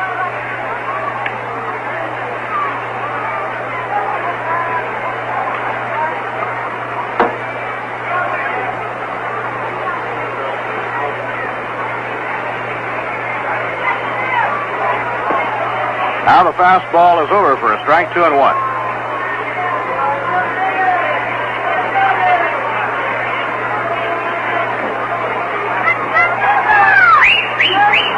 2-1 delivery to Johnny Stevenson. A fly ball hit high in the air to short right. Woodward goes out. Coming in is Aaron. Look out. And Woodward makes the catch. They almost collided. Woodward going into the outfield. Grabbed it one-handed. Still running pretty close to full speed. No runs, no hits, no errors, none left on. At the end of 5, the Atlanta Braves 6 and the New York Mets 1. Now the ground crew will be coming out to manicure the diamond.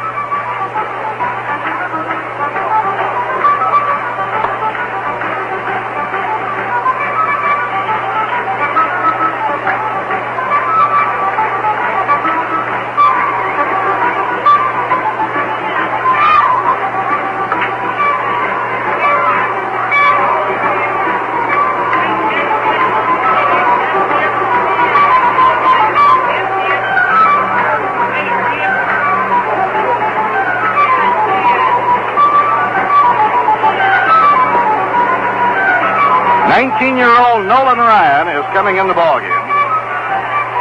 This will be his major league debut. 17-2 at Greenville, Western Carolina League. Number 34. 0-2 at Williamsport in the Eastern League. Nolan Ryan from Alvin, Texas. Tall, slender right-hander.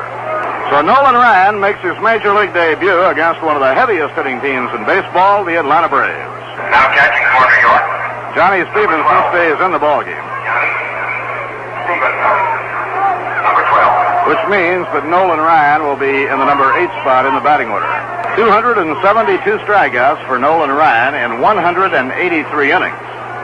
And after he moved up a notch to Williamsport, although he was 0-2, he continued his strikeout ratio by getting 35 strikeouts in 19 innings. And his ERA at Williamsport was 0.95. So the young right-hander has the minor league credentials for his first 2 years. He's still a youngster, just 19 years of age, but at least he's off to a great start in the farm system, and that's what you look for. Pat Jarvis, the Atlanta Braves pitcher, leads off as we go to the 6th inning. Now the windup by Ryan, and his fastball is over strike one. He's a tall, slender right-hander, and he comes right over the top with that overhand motion. Now up goes the leg, down comes the arm, a foul ball back to the screen, strike two. First two pitches by Nolan Ryan, the rookie right-hander from Alvin, Texas. Fastballs in the strike zone.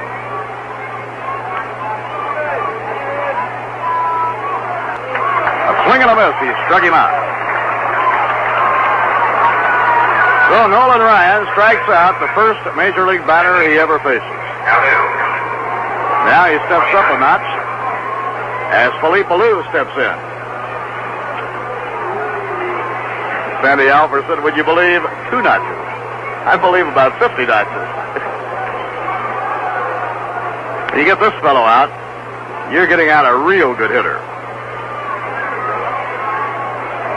Ryan into his windup. The pitch to Philippe. A high fly ball hit to right field. Johnny Lewis moving in. He's under it, and he makes the catch. 2 men down. So on one pitch, Nolan Ryan gets Philippe Alou. That brings up Eddie Matthews.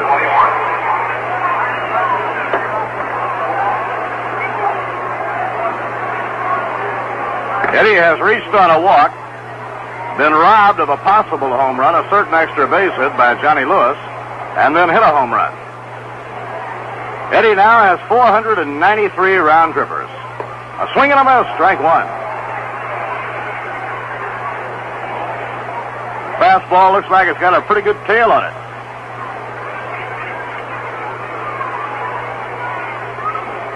Infield to the outfield, around to right. Now Nolan Ryan winds, down comes his pitch. A high foul ball wafted back upstairs, no play. Everything he has thrown so far has been in the strike zone.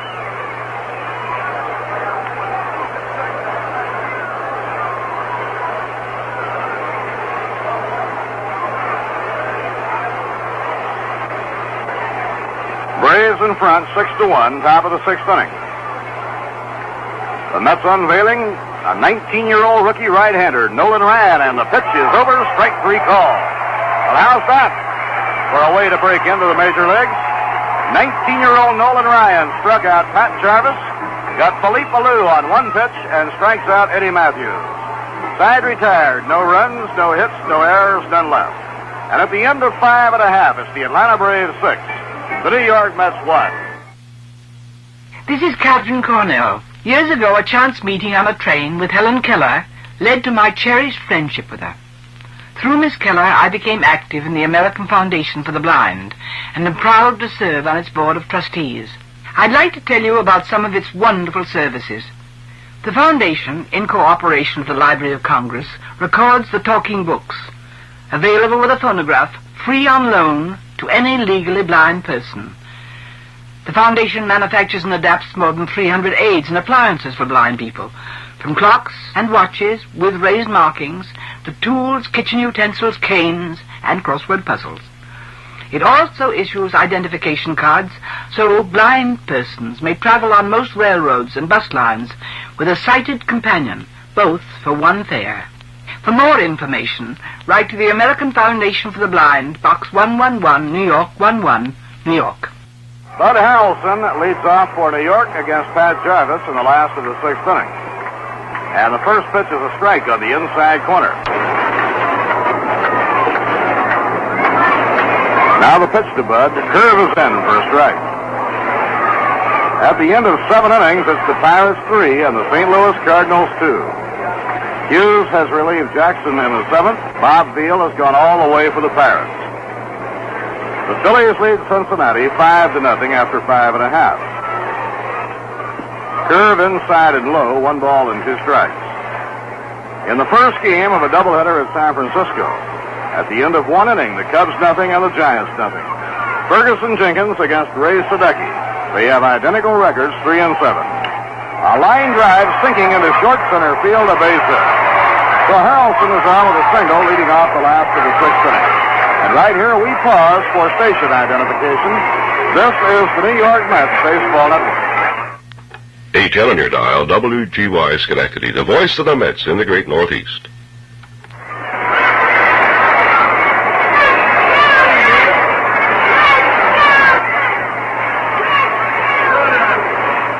Bob Murphy with Lindsey Nelson and Ralph Kiner from Shea Stadium. Ron Hunt stepping in against Pat Jarvis. Bud Harrelson on first, nobody out. Outside and low. It's always encouraging when you see Bud Harrelson pick up a base hit batting left-handed. His natural way to hit is right-handed.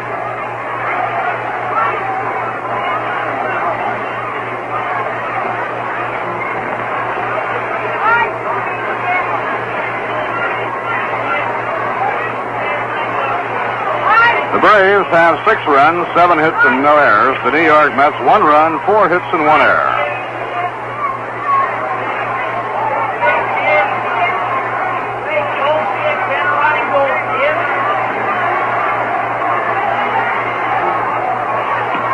Now Ron bluffs at a bunt to take a look, and it's over. 1 ball, 1 strike.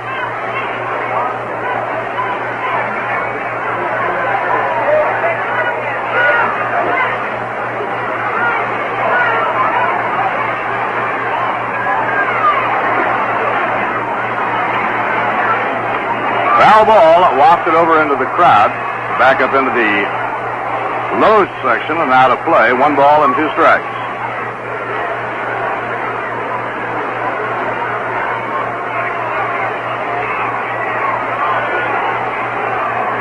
Breeze blowing in from center field toward home plate.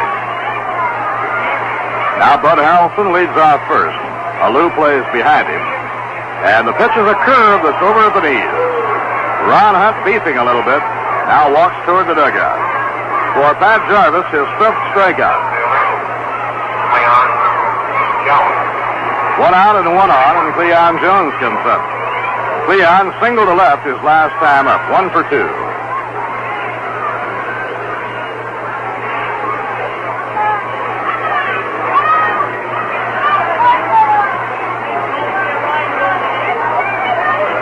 During the slate, the Braves scored 5 of their 6 runs in the first inning.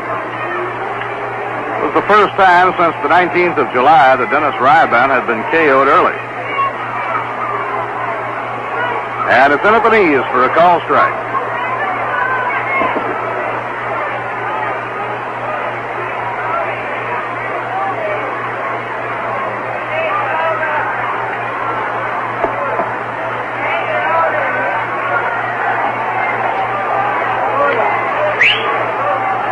Swing and a miss by Cleon, strike 2.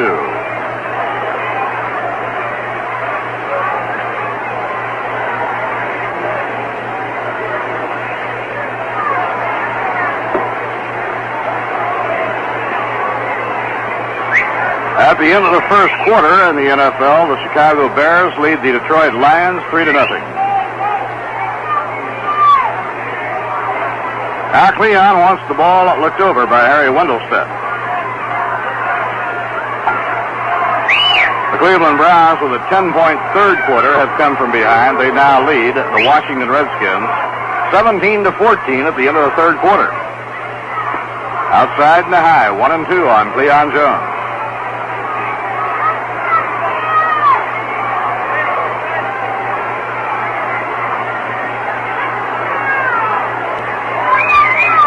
Browns have just scored again to now lead the Redskins 24-14.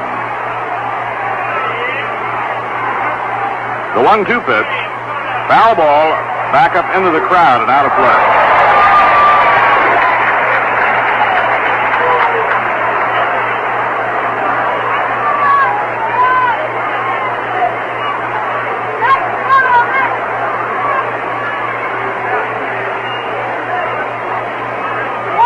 So the New York Mets, 1 out and 1 on, last of the 6th inning. Now Lou drops behind the runner, and the fastball is over. Strike 3 call. Pat Jarvis has now fanned Hunt and Jones here in the 6th. It brings up Al Luplow. And Jarvis has 6 strikeouts. Al Luplow has grounded out to first and flied out to left, nothing for 2. Al batting .260.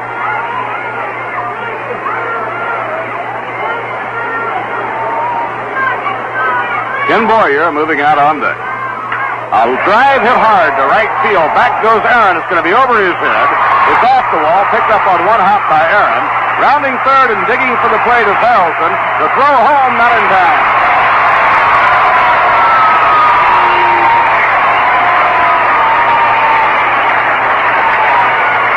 Bud Harrelson coming all the way around to score on a single. The Braves didn't dream that he'd be trying to score. They played the ball to second base, and Harrelson just kept wheeling, and he made it easily, leading the relay throw by quite a bit. That ball was hit so hard by Luplow that Aaron played the ball coming right off the wall, and Luplow was held to a single. But nonetheless, the speedy Bud Harrelson came all the way around. He caught the Braves completely by surprise. If they played the ball in a direct line to home plate, Harrelson would have had to stop at third. We'll give Al Luplow a run batted in. It's now a 6-2 ball game, and Ken Boyer is up. And Ken hits the ball high in the air into rather short left field. Backing out is Menke, and Menke makes the catch to side is out. 1 run, 2 hits, no errors, 1 left. At the end of 6 innings, the Atlanta Braves 6 and the New York Mets 2.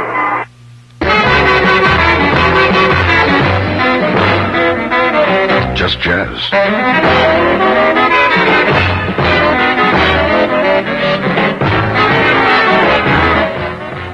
As scheduled, care of WGY in Schenectady, New York. And by return mail, you'll have the listings of each of the Just Jazz programs throughout the summer. This is Randy English. Be advised, it's cool, it swings, it's for you, and it's Just Jazz here at 810 on your radio dial.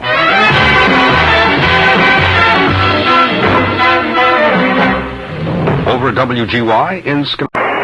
In the 7th inning, Hank Aaron leads off for the Atlanta Braves against Nolan Ryan. Nolan, a 19-year-old right-hander from Alvin, Texas, pitching in his first Major League ball game.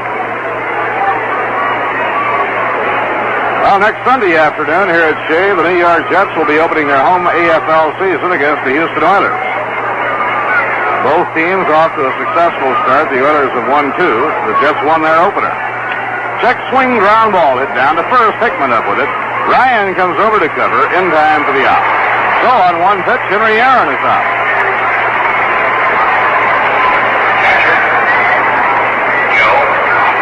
One out and nobody on. It brings up Joe Torre.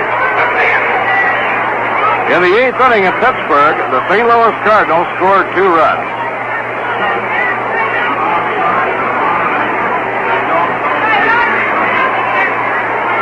So it is now the St. Louis Cardinals 4 and the Pittsburgh Pirates 3 at the end of 7.5 innings. Elroy Face is in relief now of Bob Beal. And the pitch to Joe Torre is a strike on the outside corner. The Cubs and Giants are scoreless at the end of 2 innings in the first game of a doubleheader. The Astros and Dodgers not yet underway with their doubleheader. A fly ball, well hit to right field, way back to the wall, Johnny Lewis, and it's over the wall, a home run. For Joe Torre, his 35th home run of the year. And he is closing in on Henry Aaron and Richie Allen.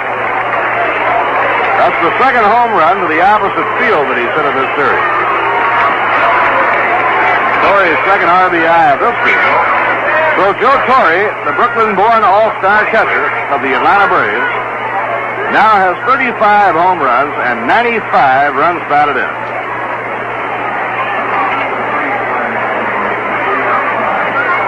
The first base hit given up by Nolan Ryan.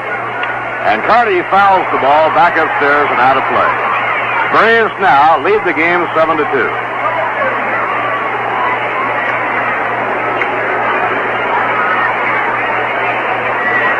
The paid attendance today is 19,764.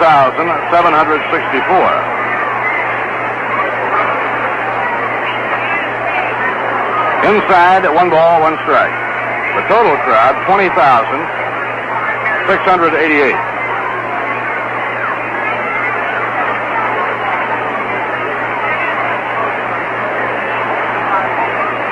Now Ryan into his windup. The curve he tried to hold up on the swing and did, and it broke outside, 2-1. Here are the warm-ups now for the first game at Dodger Stadium. Larry Dierker, young, hard-throwing right-hander for the Astros. He's 7-6 on the year. And for the Dodgers, Sandy Koufax. Sandy has 122 and lost 8.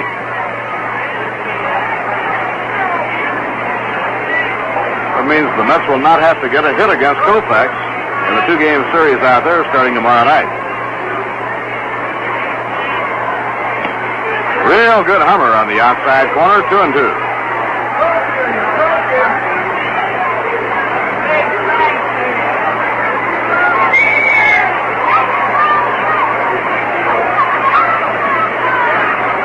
One out, nobody on. Rico Carty, the batter. Carty has a single and a double, also has walked. Outside on a breaking ball, it's 3-2. So now Nolan Ryan, following the home run by Joe Torre, has gone 3-2 on Rico Carty.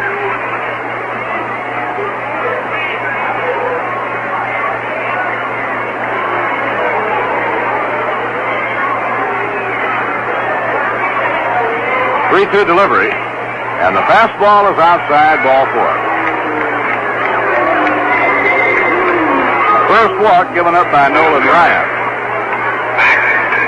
Nolan retired the first 4 batters to face him, and then Joe Torre hit a fly ball over the wall and right for an opposite field home run. Torre is really strong. That wind is no help at all today. He hit the ball high and he hit it long. Now the hitter is Mac Jones. He hit a 2-run homer in the first inning. Since then has walked and struck out. Fly ball, well hit to left field. Back goes Cleon Jones. He's back to the wall and he makes the catch. Dropping back to first base is Rico Carty. And that ball hit to the opposite field, carried to the fence where Cleon caught it. Dennis Menke has a double in 3 times up. Menke hitting .256.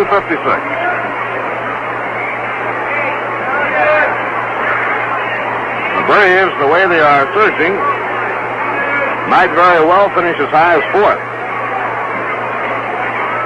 They've won 19 and lost 10 under Billy Hitchcock. Now a swing and a miss, strike 1. And they're only 3.5 games out of 4th place.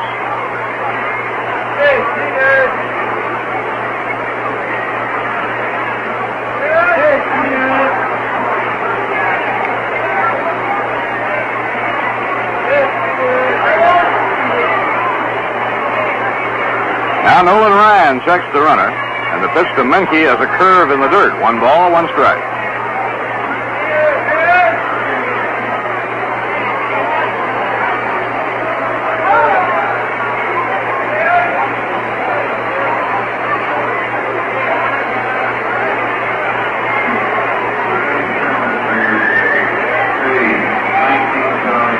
The 1-1 delivery. And a curve a little bit low. 2 balls and a strike on Dennis Menke. Well, the New York Giants have staged quite a comeback in their game with the Pittsburgh Steelers. The Giants have just scored again. Phil Harris recovered a Pittsburgh Steeler fumble and raced 72 yards for a touchdown. Gogolak converted. It is now the Giants 34 and the Steelers 31. They have had some long scoring plays. Outside and high, 3-1. Homer Jones scoring on plays of 75 and 98 yards on passes for Morrow. Now a 72-yard gallop by Phil Harris on a recovered fumble.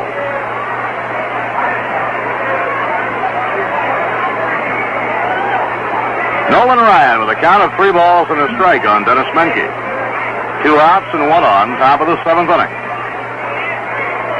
A long drive foul down the left field line and back up into the seats.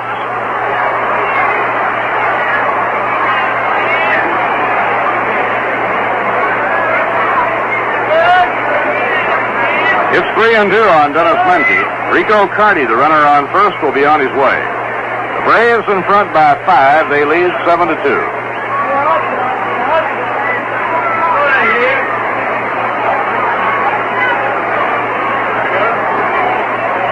There goes Carty, and the pitch, a swing and a miss. He got him with a curveball. Nolan Ryan fanning Dennis Menke. For Ryan, his third strikeout in 2 innings. 1 run, 1 hit, a home run by Joe Torre, no errors, 1 left. 7th inning stretch time at the end of 6.5 innings. It's the Atlanta Braves 7 and the New York Mets 2. Did you ever stop to think of how many lonesome travelers there are here and yonder and how thirsty they get? Well, I am a lonely and a lonesome traveler. I am a lonely and a lonesome traveler. I am a lonely and a lonesome traveler. Traveling on. I travel here and then From California to New York, the American folk singer travels here and yonder, carrying with him the music of the whole world and its peoples. And sometimes when the traveling gets thirsty, he puts down his guitar and accompanies himself with a cold beer, maybe Rheingold. And in New York City, where more songs and travelers stop than anywhere else in the world, more people buy Rheingold Extra Dry than any other beer. How come? Maybe it's the Oregon hops we use. Who knows? But we must be doing something right.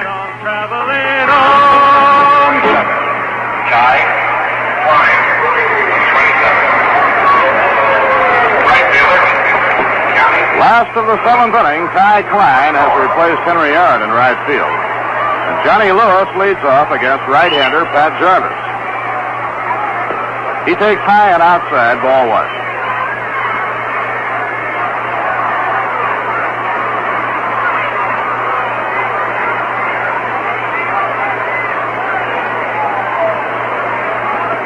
Now Johnny takes it, it's high. 2 balls and no strikes. Braves lead 7-2. The Atlanta Braves, the top producer of home runs among the Major League ball clubs this year. They've hit 3 in this ball game. Joe Torre, Mac Jones, and Eddie Matthews all have connected. Now the pitch is in for a strike. It's 2-1. Johnny Lewis has fouled out to third and been struck out, nothing for 2.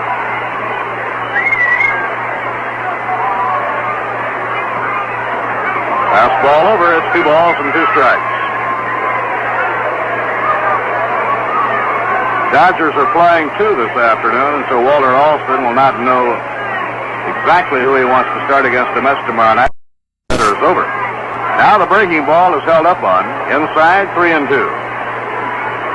So Wes Westrom will pitch Tug McGraw tomorrow night and Bob Friend on Tuesday night. The Mets then have a day off for travel and go to San Francisco to play 3. Foul ball, a hard-hit line drive down the right field line. But in all probability, it will be probably Shaw, Fisher, and Ryback in the Giants series.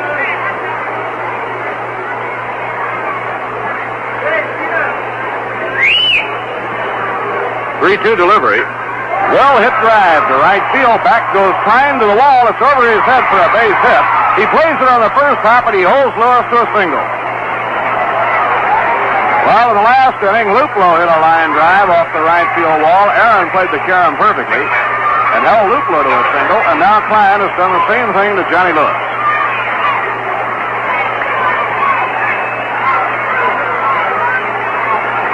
.358-foot single. Jim Hickman batting for the 3rd time. Jim has been struck out and popped up to second, nothing for 2.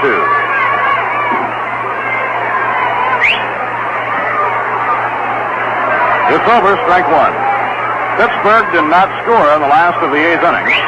They go to the 9th inning at Forbes Field with the St. Louis Cardinals leading the Pittsburgh Pirates 4-3. The Giants scored a run in the third. A high foul fly out of play.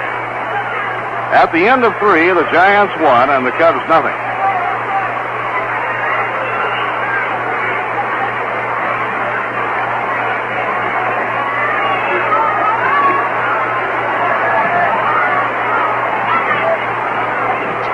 Two-strike delivery. Popped up, a fly ball down the right field line. Coming in is Klein, the right fielder. Out goes Woodward, and Woodward, the second baseman, takes it in right field over by the line.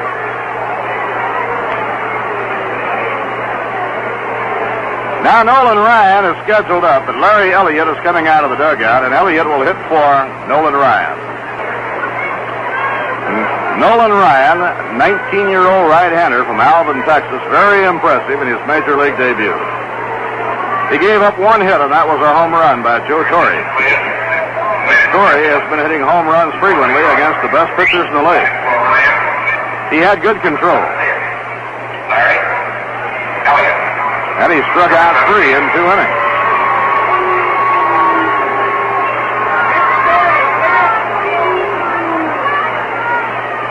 Now Larry Elliott batting for Nolan Ryan.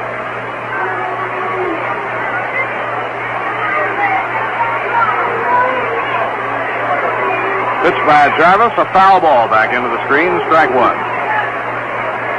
Johnny Stevenson is the on-deck batter.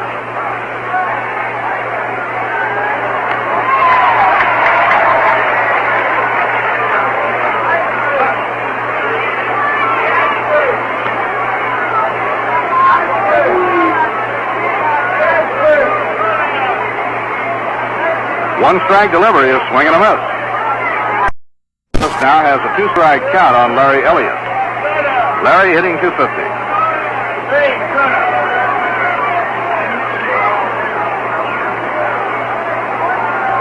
Jarvis has been getting the ball where he wants it all afternoon. A fly ball hit deep to left field by Elliott, right down the line, and it's a base hit right in the left field corner. Rounding third and heading home is Johnny Lewis. Elliott's on at second with a run-scoring double.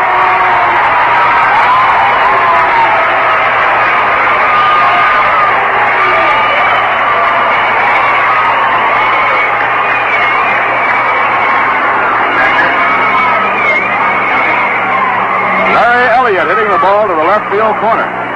Rico Cardi was flying him over toward left center and couldn't get close to it. So now it is a 7-3 ball game, Atlanta in front. A run batted in for Larry Elliott. Elliott has driven in 30 runs in 55 ball games, a very good ratio. Billy Hitchcock is going to the mound, and we're going to get a pitching change. Clay Carroll has been warming up.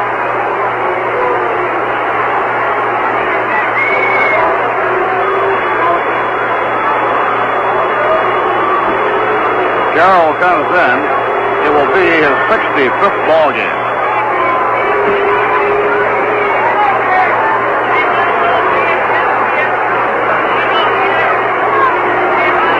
Clay Carroll is being brought on. He's won 7 and lost 7.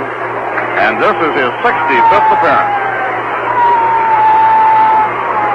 Clay Carroll against New York in relief this year has won 4 and lost none. So Pat Jarvis is leaving the game here in the 7th inning. He leaves the game with 1 out, so Jarvis works 6 1/3. At the moment has given up 3 runs, allowed 7 hits. He walked none and struck out 6.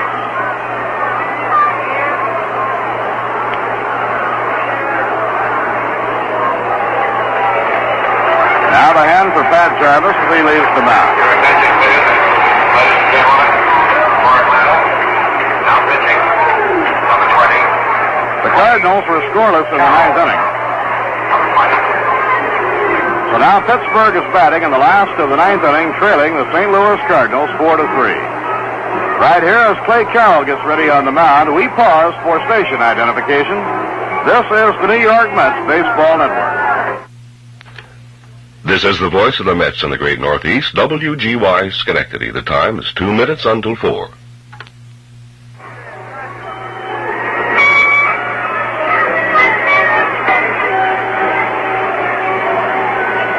Bob Murphy with Ralph Kiner and Lindsey Nelson from Shea Stadium. Johnny Stevenson will be the first hitter up against right-hander Clay Carroll.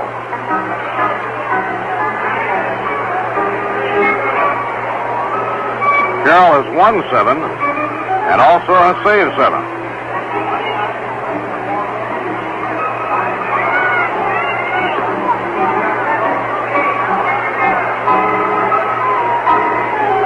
The Braves have 7 runs, 8 hits, no errors.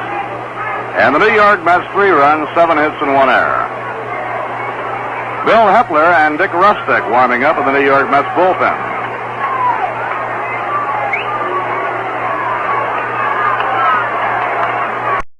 Was ready, and the pitch to Stevenson brushes him away from the plate. 1 ball and no strikes.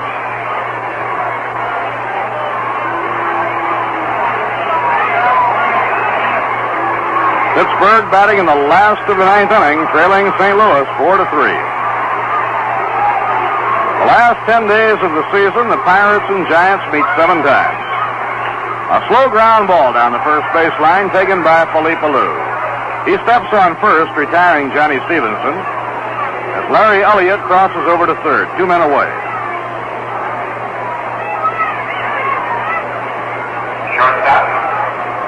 Bud Harrelson singled to center his last time up and later scored. Bud has 1 for 3. Larry Elliott on third, 2 men down. And Harrelson hits a line shot that's caught by Menke at shortstop. Blistering liner, but right at Dennis Menke. So the side is out in the 7th. The Mets getting 1 run. There were 2 hits. No errors, 1 left on. At the end of 7, the Atlanta Braves 7 and the New York Mets 3. In the National League pennant race, the Pirates are batting in the last of the 9th inning, trailing the St. Louis Cardinals 4-3. The Philadelphia Phils lead Cincinnati 5-1 at the end of 6 1/2. Balshin is now pitching for the Reds. He is their 4th hurler. Chris Short going all the way so far for Philadelphia. The warm-ups for the first game at Dodger Stadium: Larry Durker for the Astros, Sandy Koufax for the Dodgers. The Cubs were scoreless in the 4th inning at the end of 3 1/2. The Giants won and the Cubs nothing. Jenkins against Sadecki, and that's the first game of a doubleheader. In the American League, the Yankees Sox are tied 2-2 after 5 1/2. Jim Bouton pitching against Lee Stang. A home run by rookie John Miller for the Yankees. Baltimore and Minnesota tied 2-2 at the end of 5. Dave McNally against Mudcat Grant. The White Sox lead Washington 4-0 at the end of 5. Humphreys and Higgins are in the game in relief. The Angels lead the Cleveland Indians 8-2, and that game is down the last of the 9th inning. Kansas City 2, Detroit 0 at the end of 1. Earl Wilson, an 18-game winner, against Lou Krause, a 12-game winner. Bill Hepler has come on to pitch now for the New York Mets. Billy has won 3 and lost 3, and this will be his 35th outing. He relieved in the opening game of this series, working 1 2/3 innings.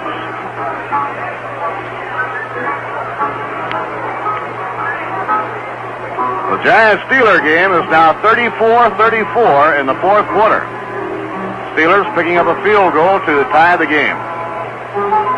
At the end of the 3rd quarter, the Cleveland Browns lead the Redskins 17-14. At the end of the 3rd quarter, the Philadelphia Eagles lead the St. Louis Cardinals 10-6. At the half, the Detroit Lions lead the Chicago Bears 14-3. At the half, the Los Angeles Rams 16, the Atlanta Falcons 7. And at the half, the Kansas City Chiefs 21, the Buffalo Bills 10 in the American Football League. Bill Hepler is on the mound for New York. It's the 8th inning, the Braves leading 7-3, and the batter is Woody Woodward. Fastball too high, ball 1.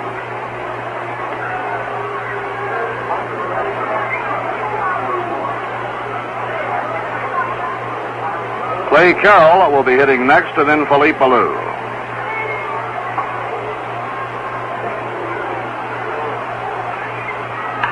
Ground ball hit foul in behind JoJo White, the third base coach.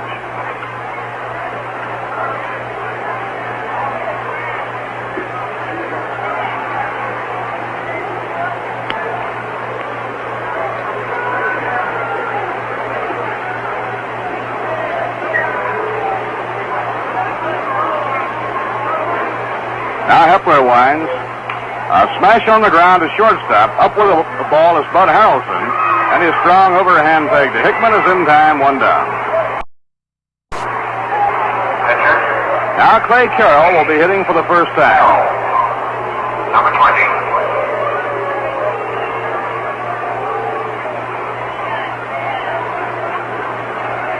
Clay has been up 27 times this year and had 2 base hits.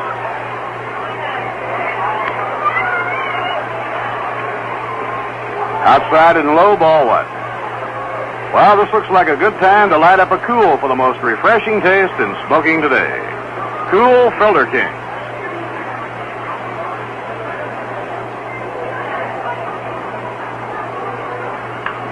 A drive over second into center field, a base hit, and Carroll has his 3rd of the year.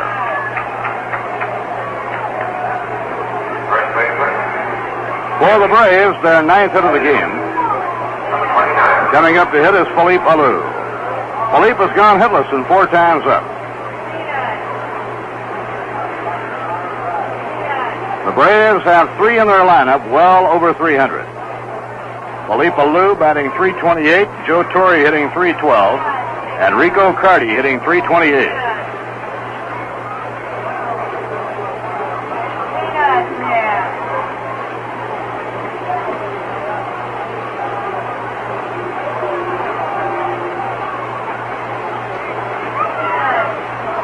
Now the breaking ball is down low, 1 ball and no strikes. Bill Hepler is the 4th pitcher used by West today. Dennis Ryban started, but Dennis was knocked out in the 1st inning when the Braves runs on 4 hits. Dick Selma worked 4 1/3, gave up just 1 run. Nolan Ryan pitched 2 innings, making his major league debut, allowed 1 run, 1 hit. Now Bill Hepler is on in the 8th inning.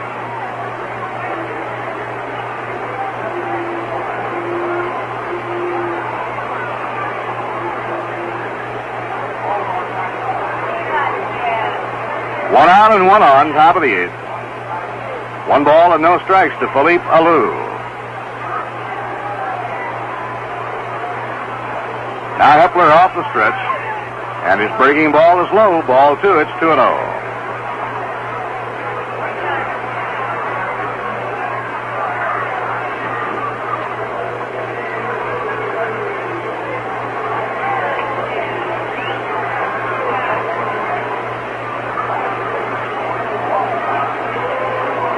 Two balls and no strikes. Eddie Matthews waiting on deck. Change-up is hammered foul down the 3rd baseline. It's 2-1.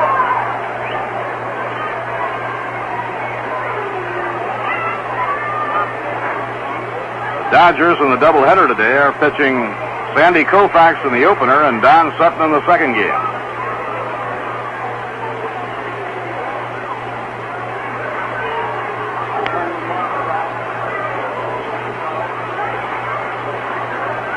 Ground ball hammered to shortstop. Harrelson flips the hunt for 1. Now to Hickman. That's 2 and retires the side.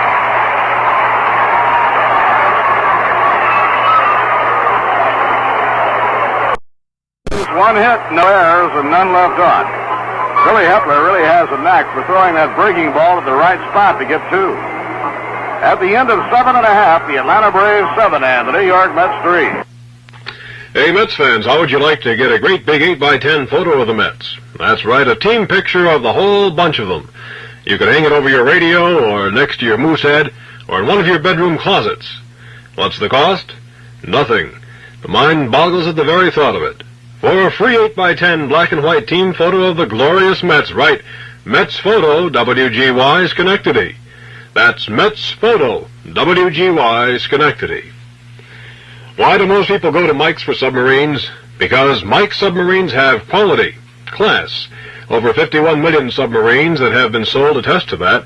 So how about you joining the ranks? Mike's submarines are the big submarines, thickly layered cheese, cold cuts, onion, lettuce, and special dressing nestled in a delicious Italian roll. That's why most people go to Mike's. But we know a woman who's really different. She goes to Mike's because it's the only place she's been that's cleaner than her own kitchen. Get those submarines where you know you can count on quality and cleanliness. Stop at the Mike submarines nearest you. Be sure to get one at Sunoco.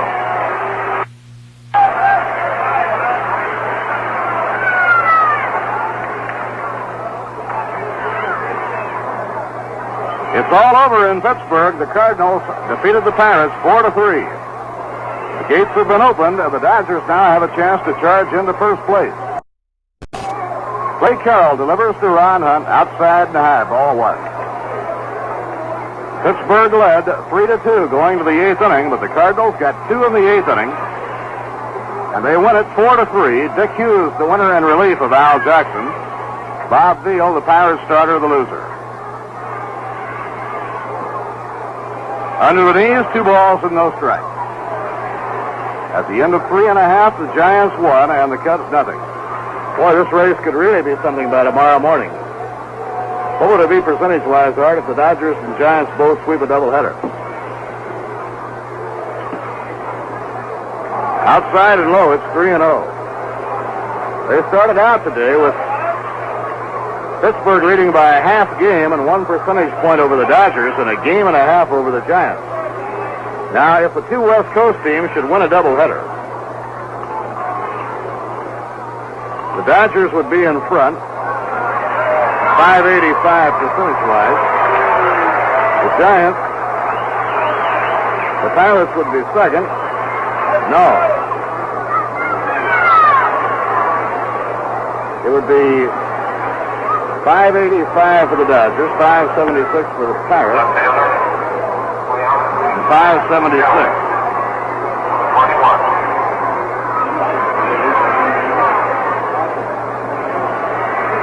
If the two West Coast teams swept their doubleheaders, the Dodgers would be in first place, the Giants and Pirates would be tied for second.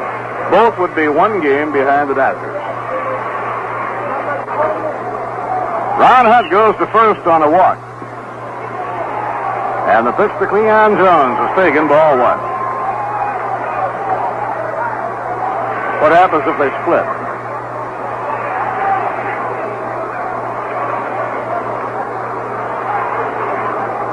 I guess if the Dodgers split, they would be in front by a percentage point. That's it. If the Dodgers split their doubleheader with Houston, they would be in front by 1 percentage point.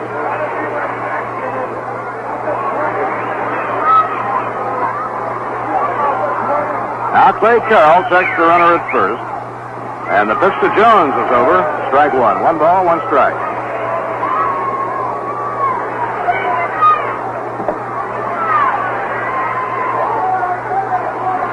Last of the eighth inning, the Braves lead 7-3.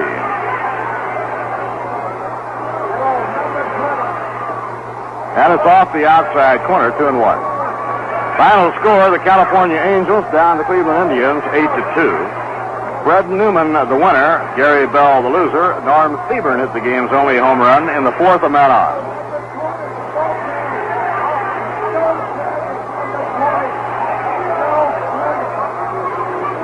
Pitching 2-1. Ground ball bounced to second base. Woodward flips the ball to Menke. Now to first in time for the double play. 4-6-3 double play for the Atlanta Braves.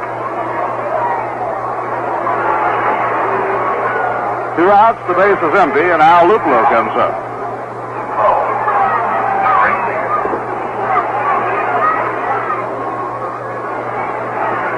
Al Luplo hit a single off the right field wall, driving home Bud Harrelson all the way from first base his last time up. Inside and high, ball 1. Henry Aaron played the ball off the wall and fired to second, keeping Luplo out of scoring position, and Bud Harrelson just turned it on and came around to score.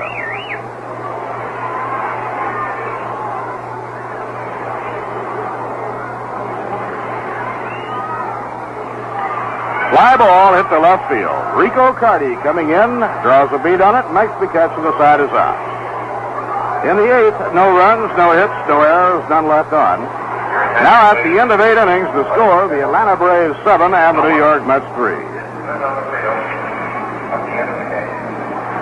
Please cooperate by using the nearest exit. Thank you. Tomorrow night, the Mets will be at Dodger Stadium in Los Angeles, opening a 13-game road trip. Their last trip of the year. When they return to close out the season, they have 5 games here at Shea. A night game and a day game with the Cubs on the 27th and 28th. Then a Friday night, Saturday night, and Sunday afternoon series with the Houston Astros to close out the season. The last day of the season, Sunday, October 2nd, which is 3 weeks from today, will be Fan Appreciation Day here at Shea Stadium, and all youngsters under 16 will receive a replica of the Mets batting helmet. Those over 16 will also receive a handsome gift. So make your plans for those final 5 games while the Mets are away. We'll be broadcasting each of the away games, night and day, play-by-play, home and away.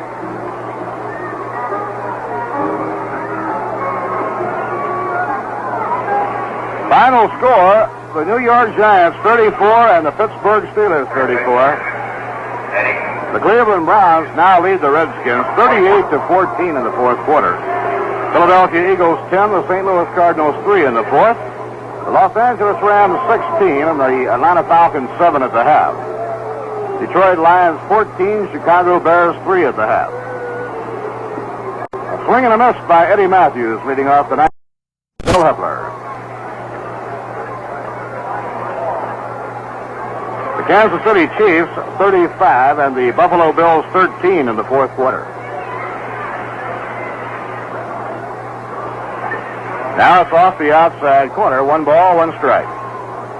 The Giants got another run in the fourth inning off Ferguson Jenkins. At the end of 4, the Giants 2 and the Cubs nothing. Philadelphia on the way. Phillies broke the game wide open with 4 runs in the 7th inning. A slow ground ball going foul down the first base line. At the end of 7, the Phillies now lead Cincinnati 9-1. Nothing yet on the Houston Astros, Los Angeles Dodgers. Now there is. Sandy Koufax got the Astros out in the first.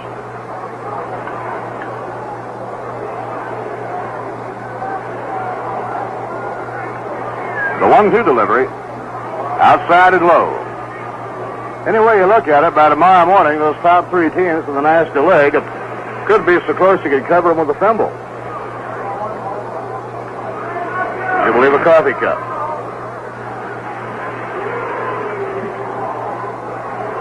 Two-two delivery. And it's under the knees to Eddie Matthews, 3-2.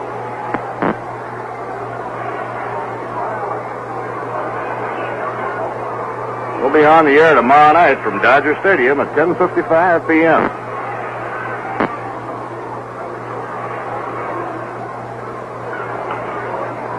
Foul ball off to the right, no play.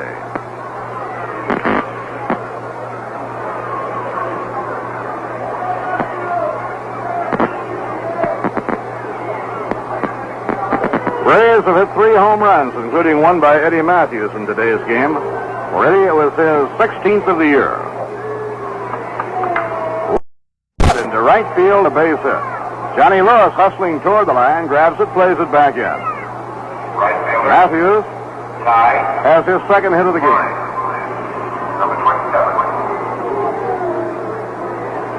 Now Ty Klein will be up for the first time since replacing Henry Aaron.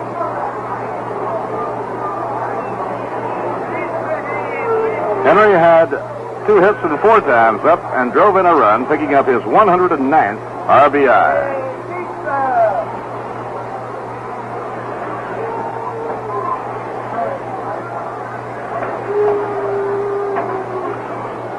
He was around to bunt, but didn't offer. 1 ball, no strike. The Dodgers and the Astros scoreless at the end of 1 inning. The Giants lead the Cubs 2-0 at the end of 4 1/2. And Ray Sadecki is pitching for the Giants. Sadecki's last time out at Dodger Stadium, he shut out the Dodgers. He pitched a 3-hitter.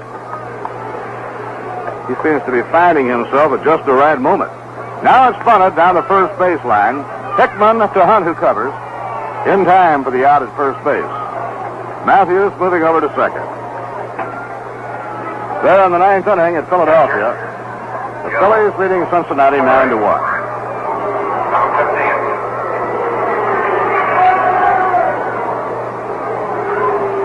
Joe drove in a run with a sacrifice fly in the first inning, then flied to left, lined out to second, then homered to right field off Nolan Ryan in the seventh. The only hit that Ryan gave up in his 2 innings as a debut in the major leagues.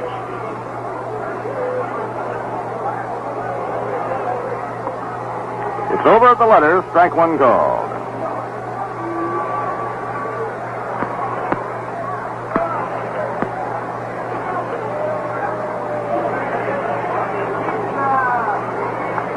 But this is the first time Philippe Alou has gone 0 for 5 in a long time. He has really been hitting. Now it's taken high. 1 ball, 1 strike.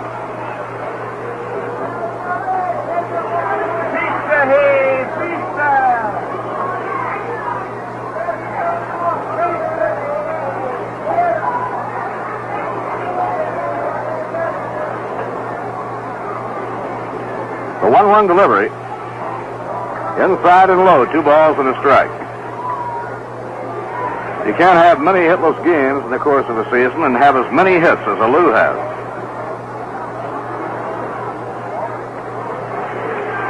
He leads the major leagues in total hits with 203. The 2-1 pitch. And it's inside to Joe Torre, 3-1.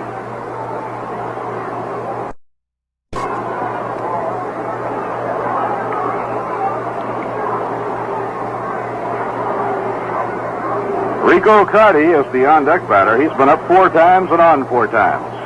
Now Hepler's 3-1 pitch. It's a strike at the letters, 3-2.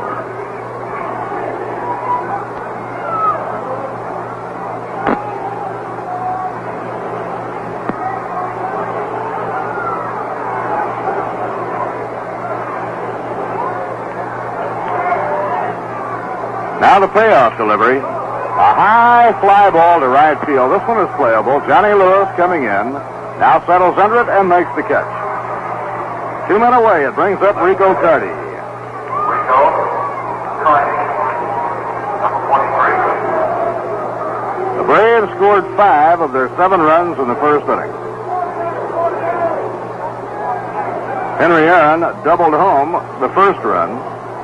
Joe Torre's sacrifice fly drove in the second run.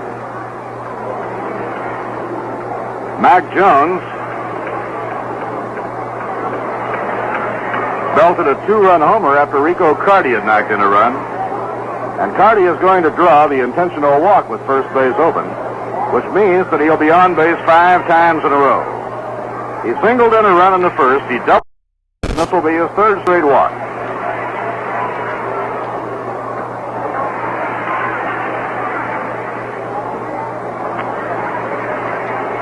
The only run scored by the Braves since they got their 5 in the first have been scored on home runs by Matthews in the 4th inning and by Torre in the 7th inning.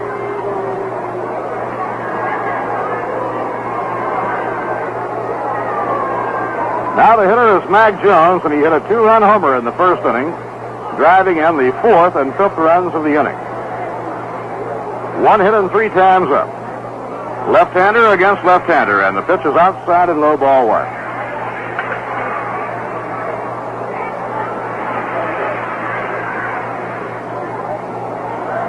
Mac Jones and Joe Torre each have knocked in 2 runs. Hank Aaron, Rico Carty, and Ed Matthews have 1 each. And it's a strike on the inside corner. He had him fooled. He was turning away. It broke over the inside corner, 1-1.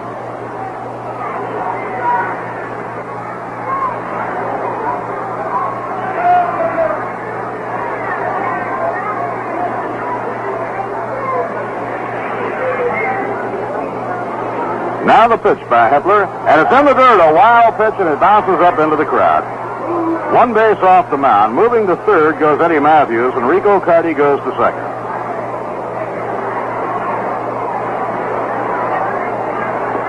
For the Braves, runners on second and third, 2 men down. 2 balls and a strike to Mac Jones.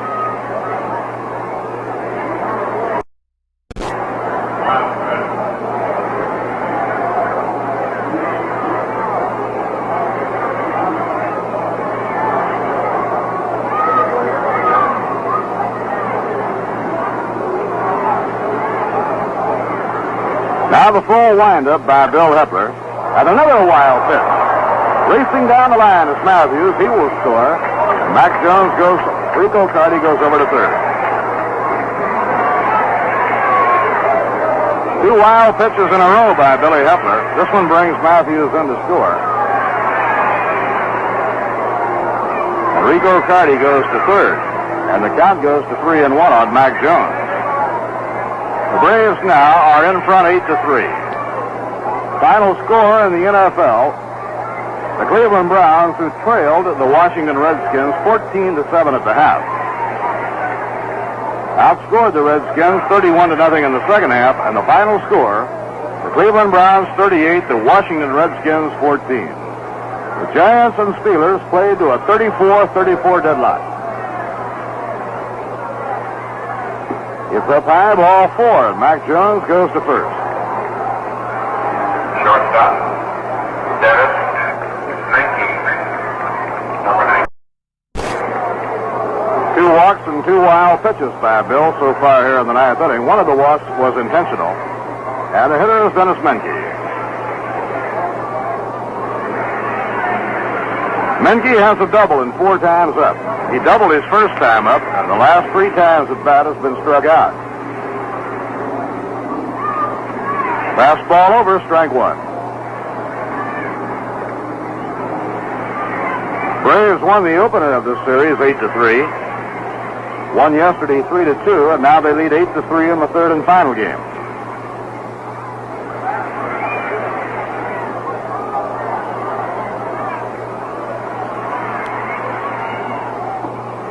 Taken high, 1 ball, 1 strike.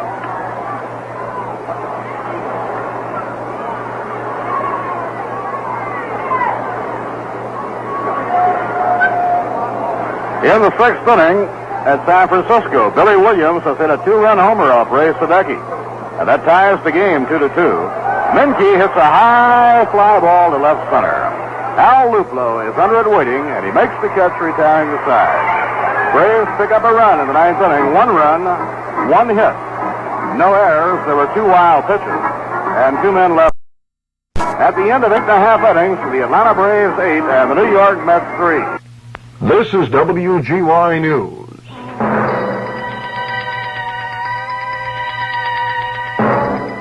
This is the sound that means news. Up to the minute, concise, and complete. From the facilities of NBC, Associated Press, United Press International, the United States Weather Bureau, a staff of stringers throughout a 26-county area, and a newsroom staff of experienced news people, WGY keeps you informed of the latest happenings. More than 20 times a day in regularly scheduled newscasts, from 6 in the morning to midnight, WGY brings you the latest news from around the world, from the area, and across the street. And when something newsworthy happens, you get it in bulletin form when it happens. All this, plus specialized programs on farm news, sports, weather, and business, make WGY's news department your best information center for what's going on in the world today. Of the 9th inning, New York 5 behind, and Ken Boyer leads off against Clay Carroll. Starter Pat Jarvis pitched until 1 out in the 7th. Gave up 3 runs, allowed 7 hits, did not walk a man, and struck out 6. Clay Carroll has now worked an inning and 2/3 in relief, and this is his 65th appearance. Pitch to Ken Boyer, fastball over for a strike. The Braves are driving toward their 6th consecutive. A changeup, a swing and a miss, strike 2.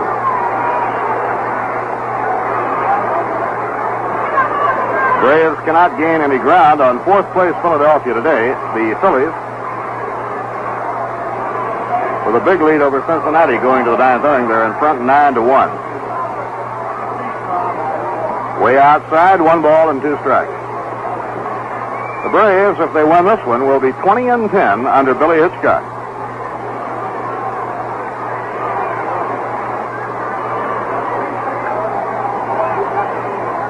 The 1-2 delivery, and it's low. Ray Sadecki is out of that Giant Cub game now, and Frank Lindsay has come on in relief. Billy Williams tying the game up with a 2-run homer in the 6th inning.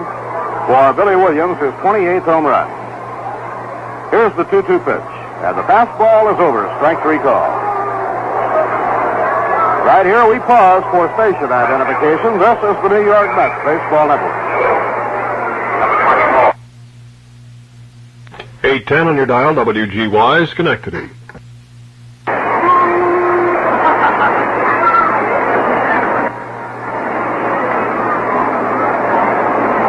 Bob Murphy with Lindsey Nelson and Ralph Kiner. Stadium. Johnny Lewis is the hitter, and the pitch is outside, ball 1. The Astros and the Dodgers. No score at the end of an inning and a half. Larry Durker against Andy Koufax. Ground ball back to the mound, snagged by Clay Carroll, and he throws to him.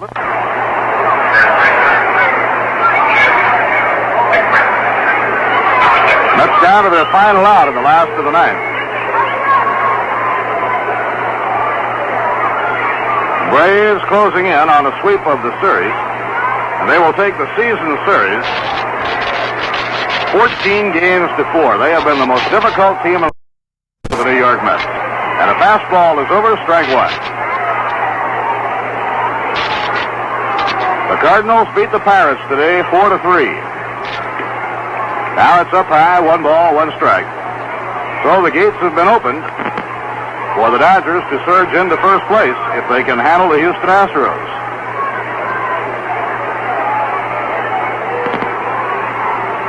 Here's the 1-1 pitch. And it's inside and high. Ball 2-1. So it might very well be that when we come on the air tomorrow night from Dodger Stadium, the Mets will be meeting the league-leading Dodgers. Time will tell. Here's the 2-1 pitch. A high pop foul coming back into the crowd.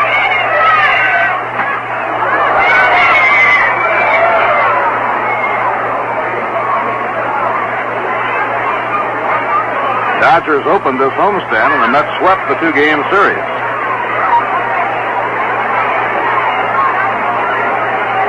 Pitching 2-2.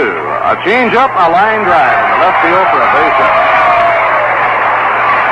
So Jim Hickman is on with a 2-out single at the bottom of the 9th inning.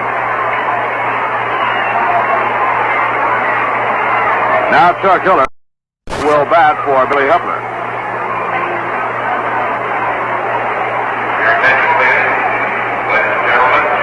In the pitching department today for New York, Dennis Rybank was knocked out in the first when the Braves scored 5 of their 8 runs. Henry Aaron singled in, doubled in the first run, his 109th run batted in. Joe Torre's sacrifice fly brought in the second run. Carty singled in the third run, and Mac Jones hit a 2-run homer for the 4th and 5th. Ground ball down to third. Matthews up with it. Fires across the diamond, and the ball game was over. The Braves have won 6 in a row, and they sweep the 3-game series from the New York Mets. And they have taken the season series by a lopsided margin of 14-4. In the 9th inning for New York, no runs, 1 hit, no errors, and 1 left on. Clay Carroll, in his 65th game, pitches 2 2/3 innings in relief of starter Pat Jarvis. And Carroll was superb again. He allowed no runs, just 1 hit. He walked 1 and struck out 1. The line score, the Atlanta Braves, 8 runs, 10 hits, and no errors, 8 left on. The New York Mets, 3 runs, 8 hits, 1 error, and the New York Mets had 5 left on. The winner, Pat Jarvis, is now 4-1. The loser, Dennis Rybank, now 11-7. The paid crowd, 19,764. Tomorrow night, Tug McGraw opens the series against the Los Angeles Dodgers at Dodger Stadium. We'll be on the air at 10:55 p.m. New York time. National League Baseball with the New York Mets was brought to you by Rheingold, New York's largest selling beer.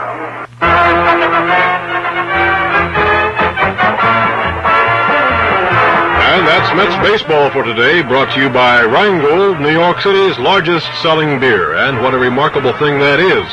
In New York, a city of so many different people with different tastes, one beer has become the favorite, Rheingold Extra Dry. They don't know why so many people like their beer, but they must be doing something right. Today's game was also brought to you by WGY, your sports station for the Great Northeast. WGY will bring you the full schedule of the Mets regular season games live from Major League parks throughout the country. Be with us Monday at 10:55 when we present another exciting New York Mets baseball game over 810 on your radio dial WGY.